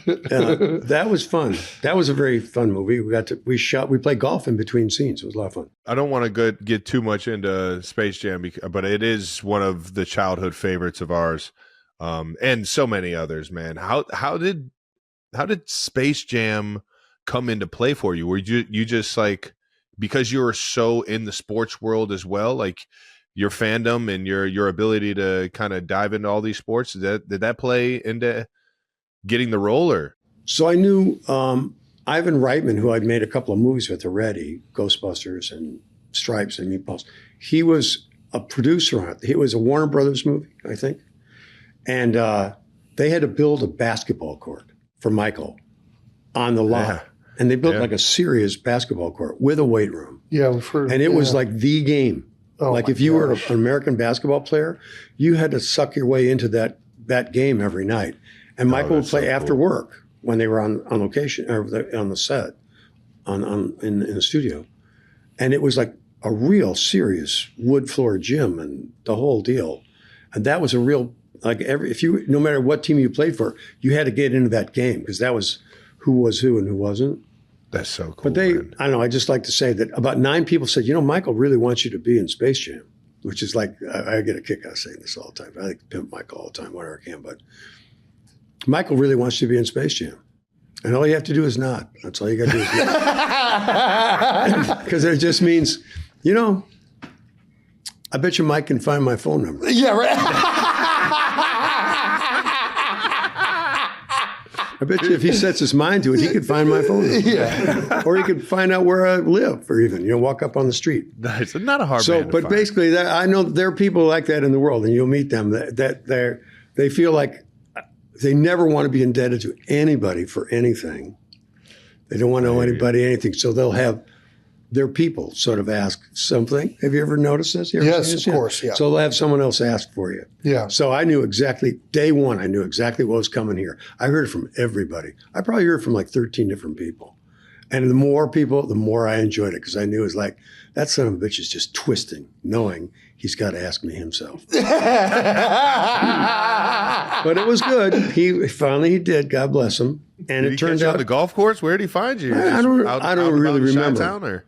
I don't really remember, but it was good. I was glad I was there, and I contributed to that movie. You had to have gotten in at least one of the games. Oh no, I had no. I mean, I don't think I may have just only shot a basket before the game. That game was like, I mean, they were emptying prisons to get into that game. There were people that would never be allowed to play in the NBA that were playing in that game. There were just some amazing athletes in that game, and like the best high school players that try to show up there, and Michael just kicked their ass.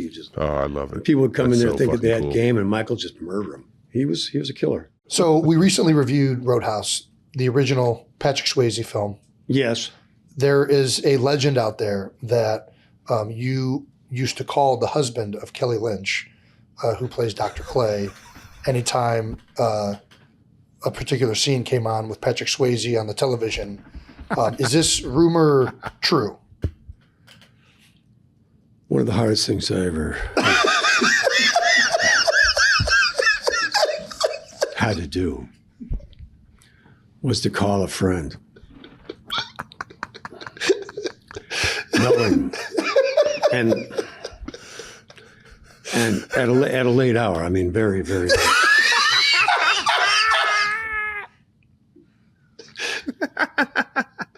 And not without some back and forth. Should I? Shouldn't I? Should I? Shouldn't I?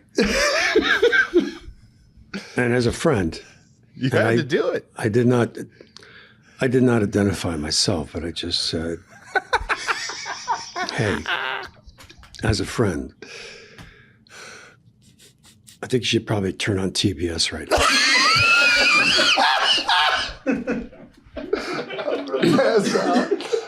Oh, God. Because that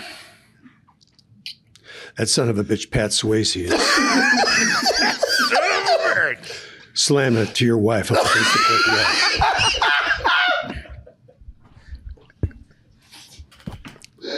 Oh, my gosh. Swayze, may he rest in peace, did a lot of wonderful things. A beloved guy, but that was wrong what he did. Dude, this is why you're the legend. God, that's so good. No, it's wrong. Thank you for this gold, man. He's wrong. He's wrong. I love the grandkids. I mean, She brings them over on the weekends on Saturday. Yeah. And then, I have, of course, the animals. Oh, so yeah, it's the easy donkey. for me to Donkey. be a granddaddy, right? So I say, kids, you want to help me feed the animals? I said, let's go and feed Schnelly, which is my pig. And the pig is now, I got it at the pig when it was like 16 pounds. Now it's like 100 pounds or whatever. I mean, I don't know what happened, but I think someone fed it. Bodybuilding. Someone fed it too much. It's bodybuilding. It's the Getting fed every powerlifting. Saturday. It's the powerlifting. So now they're feeding Schnelly and they teach him how to put it in his mouth and all of those kind of things. Then they go over to the stall with me and they bring out the miniature donkey, Lulu, and Whiskey, the miniature pony, and then they feed them and they bring apples over and feed them and all this stuff. How did you get into owning a miniature pony? Well, it's Heather gave it to me. The miniature nice. pony. Oh, Heather. Nice, yeah. Heather. No, not the pony is actually Catherine's, but the donkey Heather gave me. Okay. And so what happened was Catherine had this pony, and then all of a sudden when she started getting interested in boys, all of a sudden the animals were out. Yeah. She didn't pay any attention.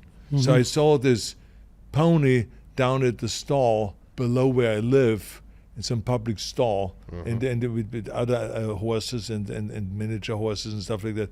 And so I said, well, I'm going to bring it up to my house because it's stupid to have this miniature pony down there and doesn't get any attention. Oh, I want to nice. just have it walk around in the house, come into the house and stuff like that. So, Of course. So anyway, so that's what I did. I had this pony, and that's just it walked around the house, and I fed it, and it was always fun. And then Heather said, she needs a companion. So then Heather got me the miniature donkey. And so now I have Lulu and Whiskey. So the Whiskey is the pony, and the donkey is Lulu. And so they hang. But the question really, so when you should see that. When they all come in the morning, I mean, it's like the donkey is in there, the pony is in there, the pig is in there begging for food, the 3 dogs are in there, everyone is sitting there on the floor and is waiting for the cookies because we're making these oatmeal cookies that have no sugar in it. It's just like honey and some oatmeal. Is in there and a few things like that. So I'd be waiting on very, those things very too. healthy. Yeah. And so we feed this to the animals, and they just sit there and they do anything you ask them to do. Yeah. If they get a cookie. Or with food, as you know, with animals, with food, you can really kind the of number one right there. Yeah, make them do anything. So anyway, when Catherine comes over with her kids, and they play with the animals like for hours, they just love it. They just love it. And can they pick up Cherry, which is the little dog that I have. And so then Lila picks up Cherry. And then Eloise picks up Cherry. And then I want to hold Cherry. Can I sit on the donkey? Yeah, of course you can sit on Lulu. Then I put on Lulu. This is how it goes. So they're having a great time. That sounds like a Love good time hearing to you me. talk about it, man. You could tell it's fun. All right, last question. If you were to reboot one of your movies and cast each of us in a role, what movie and who do you think we'd play? Oh, I would definitely do Conan the Barbarian. Imagine how real this is. I mean, you don't have to change anything. It's just, all you have to do is go on grow my hair out. No, you can put a wig on it. I mean, Wait, Arnold, that was a wig? But there was a partial wig. Oh, okay. Yeah, partial wig. Hollywood, I mean, the thing is that they had also had short hair in those days. You don't have to do the long hair thing. Yeah. But I mean, that would be fantastic. All you have to do is just learn how to horseback ride, and maybe you guys know how to horseback ride. I've been bucked off every horse I've ever been on. Because that is the key thing, is to really get good in horseback riding. Okay. Because when you do the sword fighting on a horse, It's gotta be. you cannot pay much attention to the horse. Yeah. The horse goes around the circle and does its thing, but you have to pay attention to the sword, not to get whacked. Right. So I mean, that's the thing. So I think if you take sword fighting lessons, I took 3 years sword fighting lessons and 3 years horseback riding lessons, and with all kinds of weaponry and the martial arts and all this stuff. And it really was helpful to be that prepared when I did the movie. But that's the key thing. so So cool, if you do that, I mean, imagine you guys.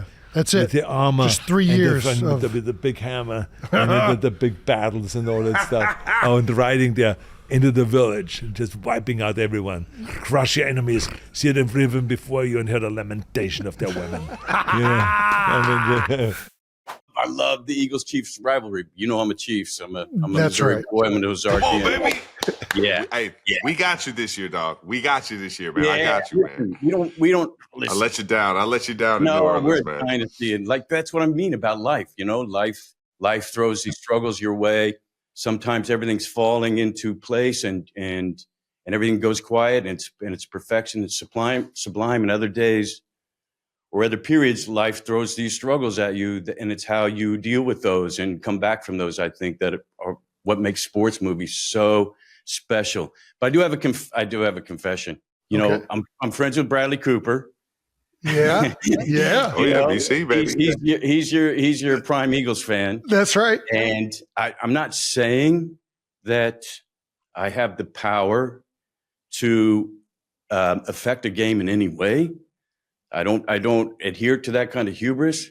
But I did say last year, after the Eagles went out, Chiefs were on their way to another victory. Yep. And he was getting an award for the Maestro, still probably one of the best movies of this decade. And I was giving him this award. And he's been nominated like 18 times for Oscars. And I closed with, now, did you guys hear this one?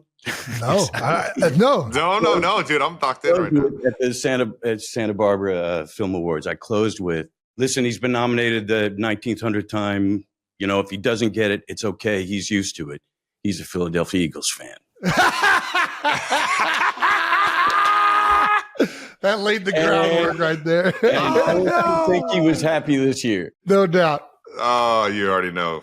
We didn't talk for 2 months. Did he hit you up about it? Did he after the Super Bowl? Did he shoot you a text? No.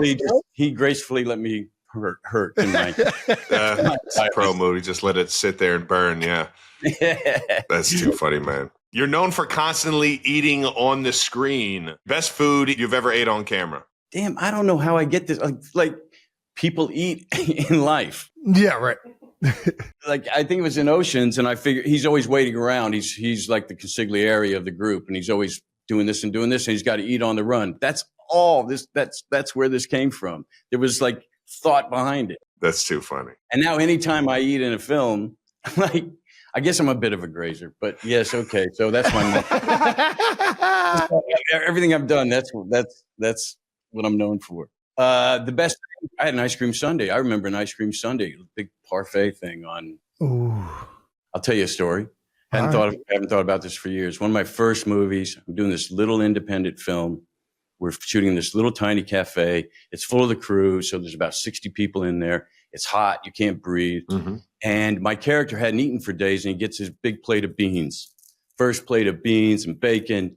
And I was all like, method. You know, I was like, I'm gonna do this right. I'm gonna, and I just powered down this plate of beans. Take 2, do the same thing. Take 3, I do the same thing. Take 4, I do the same thing. Oh no! Something hit me. Oh, I know exactly what hit you. We all know what hit you. And there was nothing I could do. I was stuck in this chair, and nature took its course. Yeah. And then there was nothing. I went, oh, great! I got away with that one. And then suddenly, the entire crew, the most diabolical something descended on the crew in the whole room, and they fleed the cafe. So, hey, the confession you've heard first, right here. Room. Hey, that's great. And ever since then, I paced myself. Beans will do it to you, baby. That's right. You should be proud. Hey, you clear a room. That's Comes from an offensive lineman. You already know that's a badge of honor. Dude, we had oh my gosh, Green, all-time sack leader, one of the up there with the Steelers for a long time, and then he was coaching the Packers, Kevin Green, and he came in, he was coaching the D-line. He came into the O-line room to try and give us tips on how to block D-linemen. He came in there, guys are farting nonstop. Oh, no. And he was like, you guys the O-linemen suck. I'm out of here. He just left the room. He gave us like 2 pointers. We ask athletes this question all the time, but what was your welcome to Hollywood moment? Welcome to Hollywood moment. Okay, I'll tell you my welcome to Hollywood moment. I got my first little thing. It was on a little soap opera, and my picture was in USA Today. Okay. And this was a big deal. Sent it to my mom and dad. Look, Ma, I made it. And it was with a friend. There was a girl he was really attracted to, a couple of girls, and we went over to their apartment. And we went through the kitchen, the back door, and I looked down the litter box, and there was that picture with a big cat turd on it. Oh! Big pit stain, cat turd. That sums it up. That's right there. Welcome to Hollywood. And I've never forgotten that. Oh, hey, 92%ers. I didn't see you there. Sorry to interrupt this best of episode with my gardening, but I have to say thank you to our partners at DraftKings. While players are grinding through two-a-days, battling it out for a spot on the final roster, or getting their marigolds ready for fall, you have a shot to survive something just as intense. The DraftKings $10 Pro Football Survivor Pool. This season, DraftKings is giving you, yes, you, the chance to compete for a share of $1 million, all for just $10. Here's how it works. Go to the pool section on the DraftKings homepage, enter the $10 Pro Football Survivor Pool, then each week you pick one team you think will win. But don't get too comfortable. You can only pick each team once all season. So plan ahead, play smart, and if you survive the season, that shot at $1 million could be yours. And hey, there's no need to wait until kickoff to get in on the action. DraftKings is keeping the sports world buzzing all summer long with contests in baseball, golf, WNBA, and even combat sports. And if you're new to DraftKings, use promo code NEWHEIGHTS when you sign up to unlock the latest new customer offers. DraftKings. Survive the season. Win the glory. Now I got to get back to work.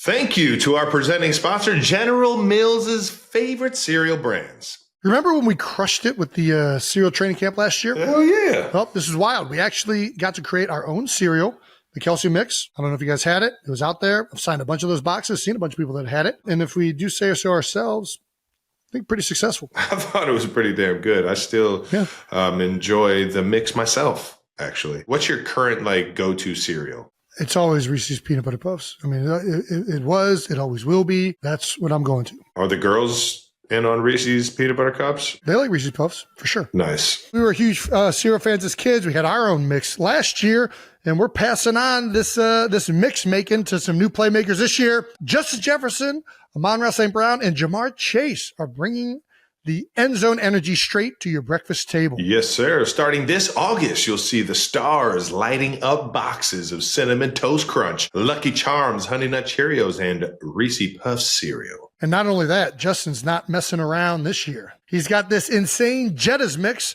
that combines Frosted Lemon Cheerios with Cinnamon Toast Crunch Strawberry, available for a limited time only. Be sure to score them all at your local grocery store this August.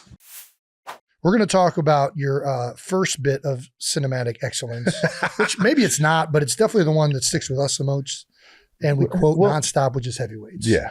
Did you know, first of all, before I said the movie, did you know I was going to say heavyweights? I had seen, I think I saw you had like a Perkins Power shirt. Oh, yeah. Oh, yeah. Shout out to Brett V for that one. And I'd heard some, rumblings that you guys were into it, which was pretty cool. Oh, into it. It was my life. It was, listen, I was a heavyweight growing up. Jason, he didn't get fat until he went to offensive We switched places. We switched places growing up. So Jason's more newly founded into it. But so seriously, you were dealing with weight issues as a kid. He was chubby. I think I was just, I was dealing with my love for honey buns. I think that's what I was kind of dealing with more. But no, I saw heavyweights and was like, oh man, Camp Hope is like, if there's a camp out there like that, I want to go to it. Just kids that can be fat together and hide candy in their beds. And the kids that never like really lived up to the excellence of their brother and just the expectations that their parents set for themselves. Yeah. I mean, are you kidding? The Blob? Was it go-kart? Like that was everything a kid wanted to do it. It was sort of, like a dream camp, but then, this guy comes in who never really dealt with children before. Yeah. That's one of the funniest intros. It was really fun to do. We had a great time. I mean, I remember the summer shooting the movie very well. We shot it down in near Asheville, North Carolina. I'm still buddies with the guy who was my trainer when I was doing the movie, Mickey Marino. Shout out to Mickey, who's down in East Hendersonville. Yeah, it was just, but today, first of all, the fact that was a Disney movie it is kind of crazy. Yeah, that was. I chuckle at every time I see Disney across the top. Yeah, it's an edgy Disney movie for sure. It's not Little Mermaid. And I don't even think they were aware of it at the time. It was a different time, right? It was pre social media. It was. I think there was less of a sort of a moment to moment awareness of, if you're doing something right or wrong and all that. So it was, and Judd Apatow was producing it. Judd and I were friends and had been working together on a show we had done, and that had gotten canceled. And I had gone and directed a movie, my first movie. And he said, hey, we're going to go down. Steve Brill's the director, really funny guy. We're going to go down to Asheville and do this fun, this camp comedy. You could play this mean guy who, is mean to these kids who are overweight. and it seemed fun and funny. I'm in. Yeah, it's right there. And it was and it happens to be Disney, whatever. And I think they went off and they made the movie, and Disney looked at it and was like, this isn't quite, this isn't down the middle for the Disney brand. And they kind of put it out there or whatever. And then that was it. You must have seen it on video, right? Oh, 100%. A few years after it came out or something, right? Because it's 30 years old. Exactly. Right? Yeah. Exactly. But then it's had I saw this it later life. in the 90s for sure. But yeah, it never would have gotten made today. And why do you say that? I think just because the character is being so mean to these kids who are dealing with weight issues that I don't think... But don't you think that's getting off the drawing board? I understand, but I feel like the movie also inspired more people that were overweight. Like, it really ends up being something that most of the people that I knew that were overweight, or it was like a healthy relationship with that at the end of the day. I do agree that Tony was not the nicest to the kids. No, well, I think Tony is dealing with his own weight issues. Oh, for sure. Which is very clear. And his own feelings towards his parents, and also that he's a kid who never interacted with other kids. And, he wants to be famous. And, I feel for Tony. I feel like he's the most sympathetic character in the movie. I was like, where did Tony come? Where did you find him? Is there any inspiration? There was a little bit of Tony Robbins in there. Okay. Tony Robbins, the motivational guy, just in terms of the voice and how he talks. And his kind of weird sort of Tony Robbins had this thing where he could sort of he could kind of hypnotize you with his eyes. Yes. And I don't know, man. And then we just sort of played around, and it's funny, because I look back at clips. I saw a clip behind the scenes on it, and I was like, God, we were so young back then too. Just kind of just doing it, you know what I mean? And just kind of going for it. And you don't really think about it that much. And the kids were so much fun. And it was, kind of like every day we were just, and my folks were in it playing my parents. That's so and cool, man. We had the best time. Let somebody sign your checks. Oh yeah, don't let it. Best advice I ever got. So I guess how much of that movie of Tony was being scripted, and how much of that is you off the cuff? Just ripping it. Yeah. I don't remember. I think we were improvising all the time. It sort of, I feel like there were some improv moments there. I think that little moment where Tony goes and talks to himself when he's weighing the kids. So we brought this up. It's my favorite scene in the movie. He's asking this question. How you doing, little Tony? Bad. Yeah. Why you? Well, everything's falling down around me. There's nothing I can do about it. I'm sorry, I don't want to do your bit for you, but please. Everything's falling down around me. There's nothing I can do about it. Whose fault is it? It's their fault. Right? It's not my fault. It's their fault. That's right. It's their fault. It's their fault. You have failed. The thing that's kind of funny to me about that scene is it was improvised. But if you've ever been in therapy or gone to therapy, that's a lot of people talk about talking to your inner child. Oh, yeah. And finding your inner child and connecting with your inner child. And over the years, I've been in a therapy session where the therapist says, you should go, let's talk to your inner child. Mm-hmm. And I literally feel like I'm just doing a scene from Heavyweights in therapy. So I always feel like it's just, this is kind of silly because I've literally done this in a movie where it actually made sense that Tony was able to talk himself into understanding that he is not the problem, they are the problem. And he helped himself. So in a way, it's a very healthy connection that he's having with himself. 100%. Well, with 100%. himself, maybe not with the kids, but with himself. No, and I think the kids also let's face it, the kids were cheating. They should have been following the rules, right? It's an interesting way to reevaluate this movie. They were the problem. They were the ones hiding candy and not hustling. If you go to a camp where you want to lose weight, you got to play by the rules, right? It's like if you guys show up at training camp, right? If you're not going to put the work in, right? Nobody's going to be able to force you to do it, right? You got to have the mindset. Yeah, I definitely go to Chick-fil-A during camp, though. I'm not going to lie. I've been just so curious about this. When did you become a DJ? The video of you DJing at the frat party might be one of my favorite. You've now inspired me to want to become a DJ and do exactly what you made. That shit look so fucking fun. I don't know if you want a real peek behind the curtain or not, but I don't know how to DJ. I was just all set up by my son, and he was like, "Dad, can you come? It's parents' weekend. Can you come by the fraternity house? And I'll just set it up, and you just have to twist knobs and pretend like to push buttons." Yeah. So I just acted the part.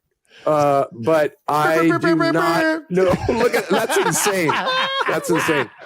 I still forget that people have cameras attached to their phones. I don't know if you guys ever feel that way, but I'm like, I still sometimes. I'm like, that's so good. The fact that you could just turn that switch off, though, man, not care about it. That's the best. That's the best part. Because I sent that to everybody that I knew. I showed it up for 15 minutes, and then I went to the football game. I didn't think twice about it, and then Monday it like blows up, and I'm thinking, what? Wait, what? Oh, right. All these kids were filming it. Anyway, so good. It's fun to just kind of. I just love kind of doing those kind of out of the box things just to mingle with people and well, we love when you do it too, big dog. Yeah, for sure. Yeah, thank you. So something we do on the show is answer voicemails from our fans, and we've asked them to call in asking for relationship advice, because who doesn't want to hear relationship advice from a couple of knuckleheads? Would you like to help us on these?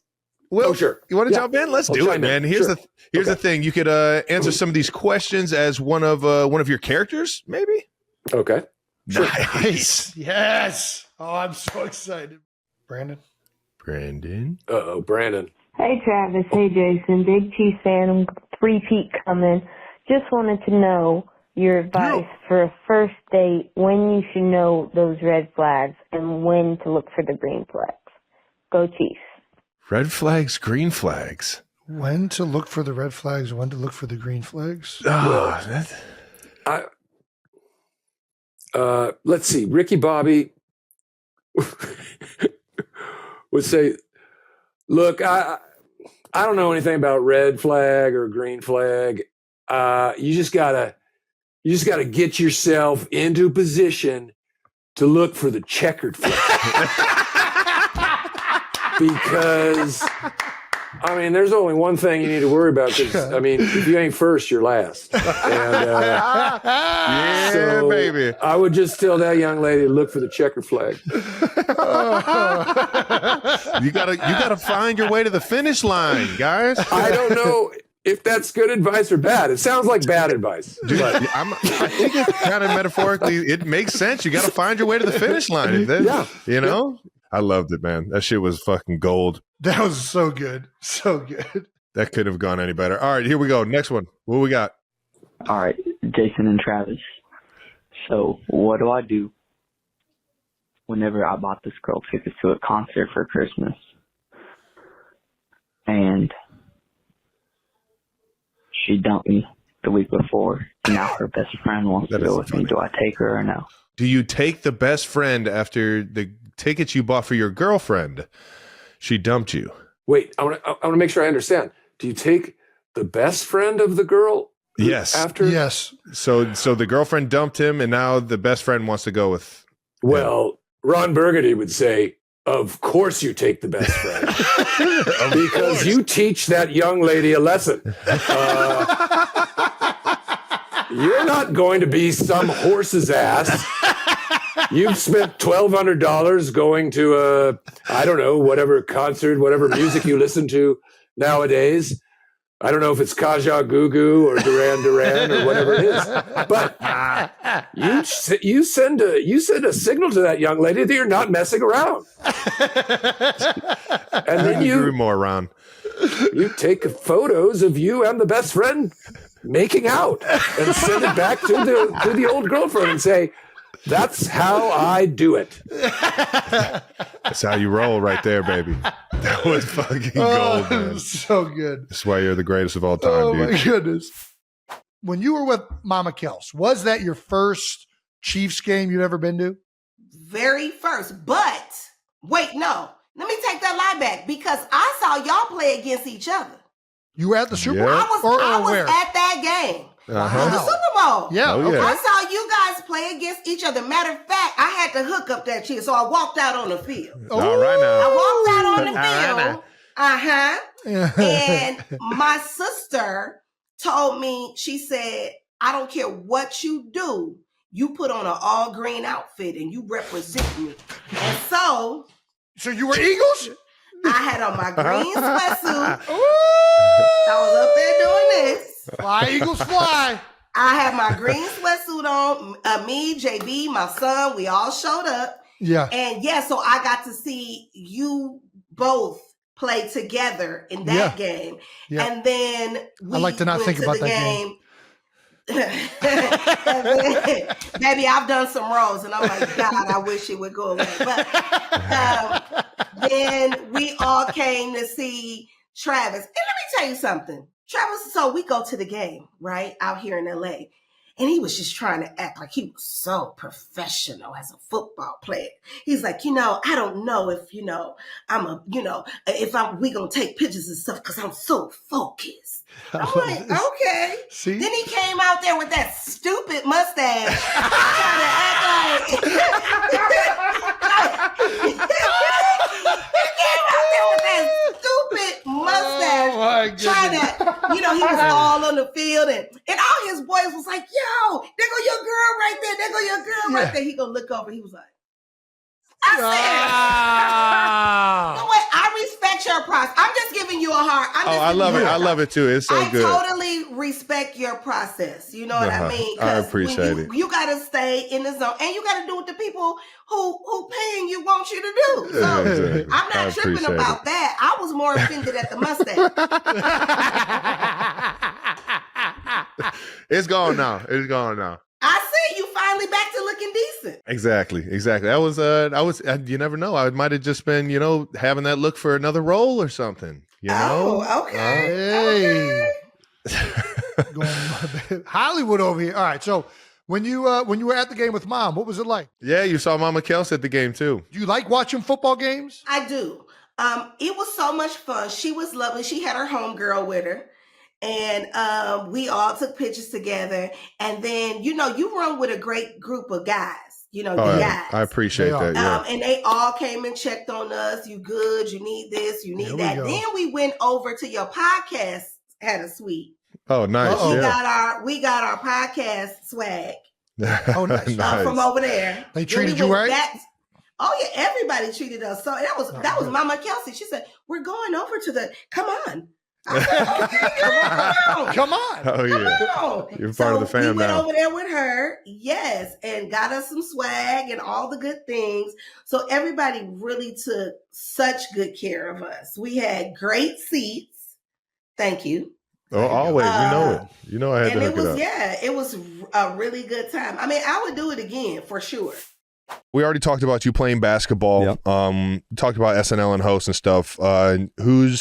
Who's better in their respective fields? Are you better as a basketball player, or is LeBron better as an SNL host? Wow. You both played. You played in the All-Star game with him. He played on SNL with you. Yeah. Look, as an SNL host, he's a hell of a basketball player. Yeah, Bron. No, I love that dude. I mean, dude, the best. We need to put this to the test. We need you and LeBron one-on-one on the basketball court, and then we need you one-on-one on the SNL stage. Improv stage. There is a sketch where we did characters that Bill and I did a couple times where I play like a stagehand who is just kind of a dick to people. We did it to Julia Louis-Dreyfus, we did it with Paul Rudd, and we did it with LeBron, and I challenged him to one-on-one in the sketch. And in rehearsal, in rehearsal, I did go by him and then went up, and he didn't know I was going to go do a reverse layup, and I did score on him on an 8-foot goal. And he was actually trying to he was 100%. Yeah, he was definitely trying. LeBron James. Yeah, he can't turn that off. Yeah, right. He's always on. No, it's like it's a different. But it was funny because Don Roy King, who was our director at the time, who I just saw at the 50th, came up and literally brought it up. He goes, if you ever need someone to like, you know, vouch for this, I know it happened. I was like, thank you. So here it is.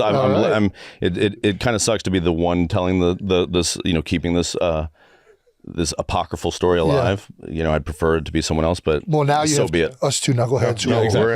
We'll keep spreading this. We'll spread it. No, but he was get great. to catch some legs. He went for it. I can't believe he hadn't come back to do it again.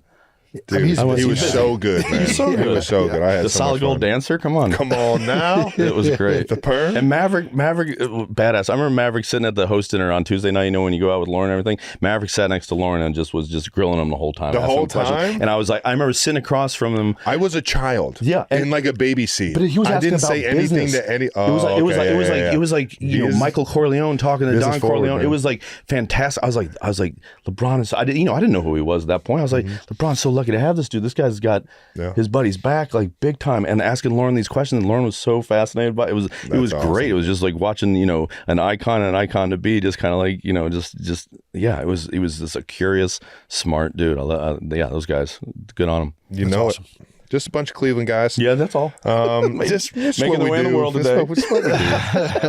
How much would your life have changed if you would have been accepted into the Blue Man Group? I had a hunch. That's what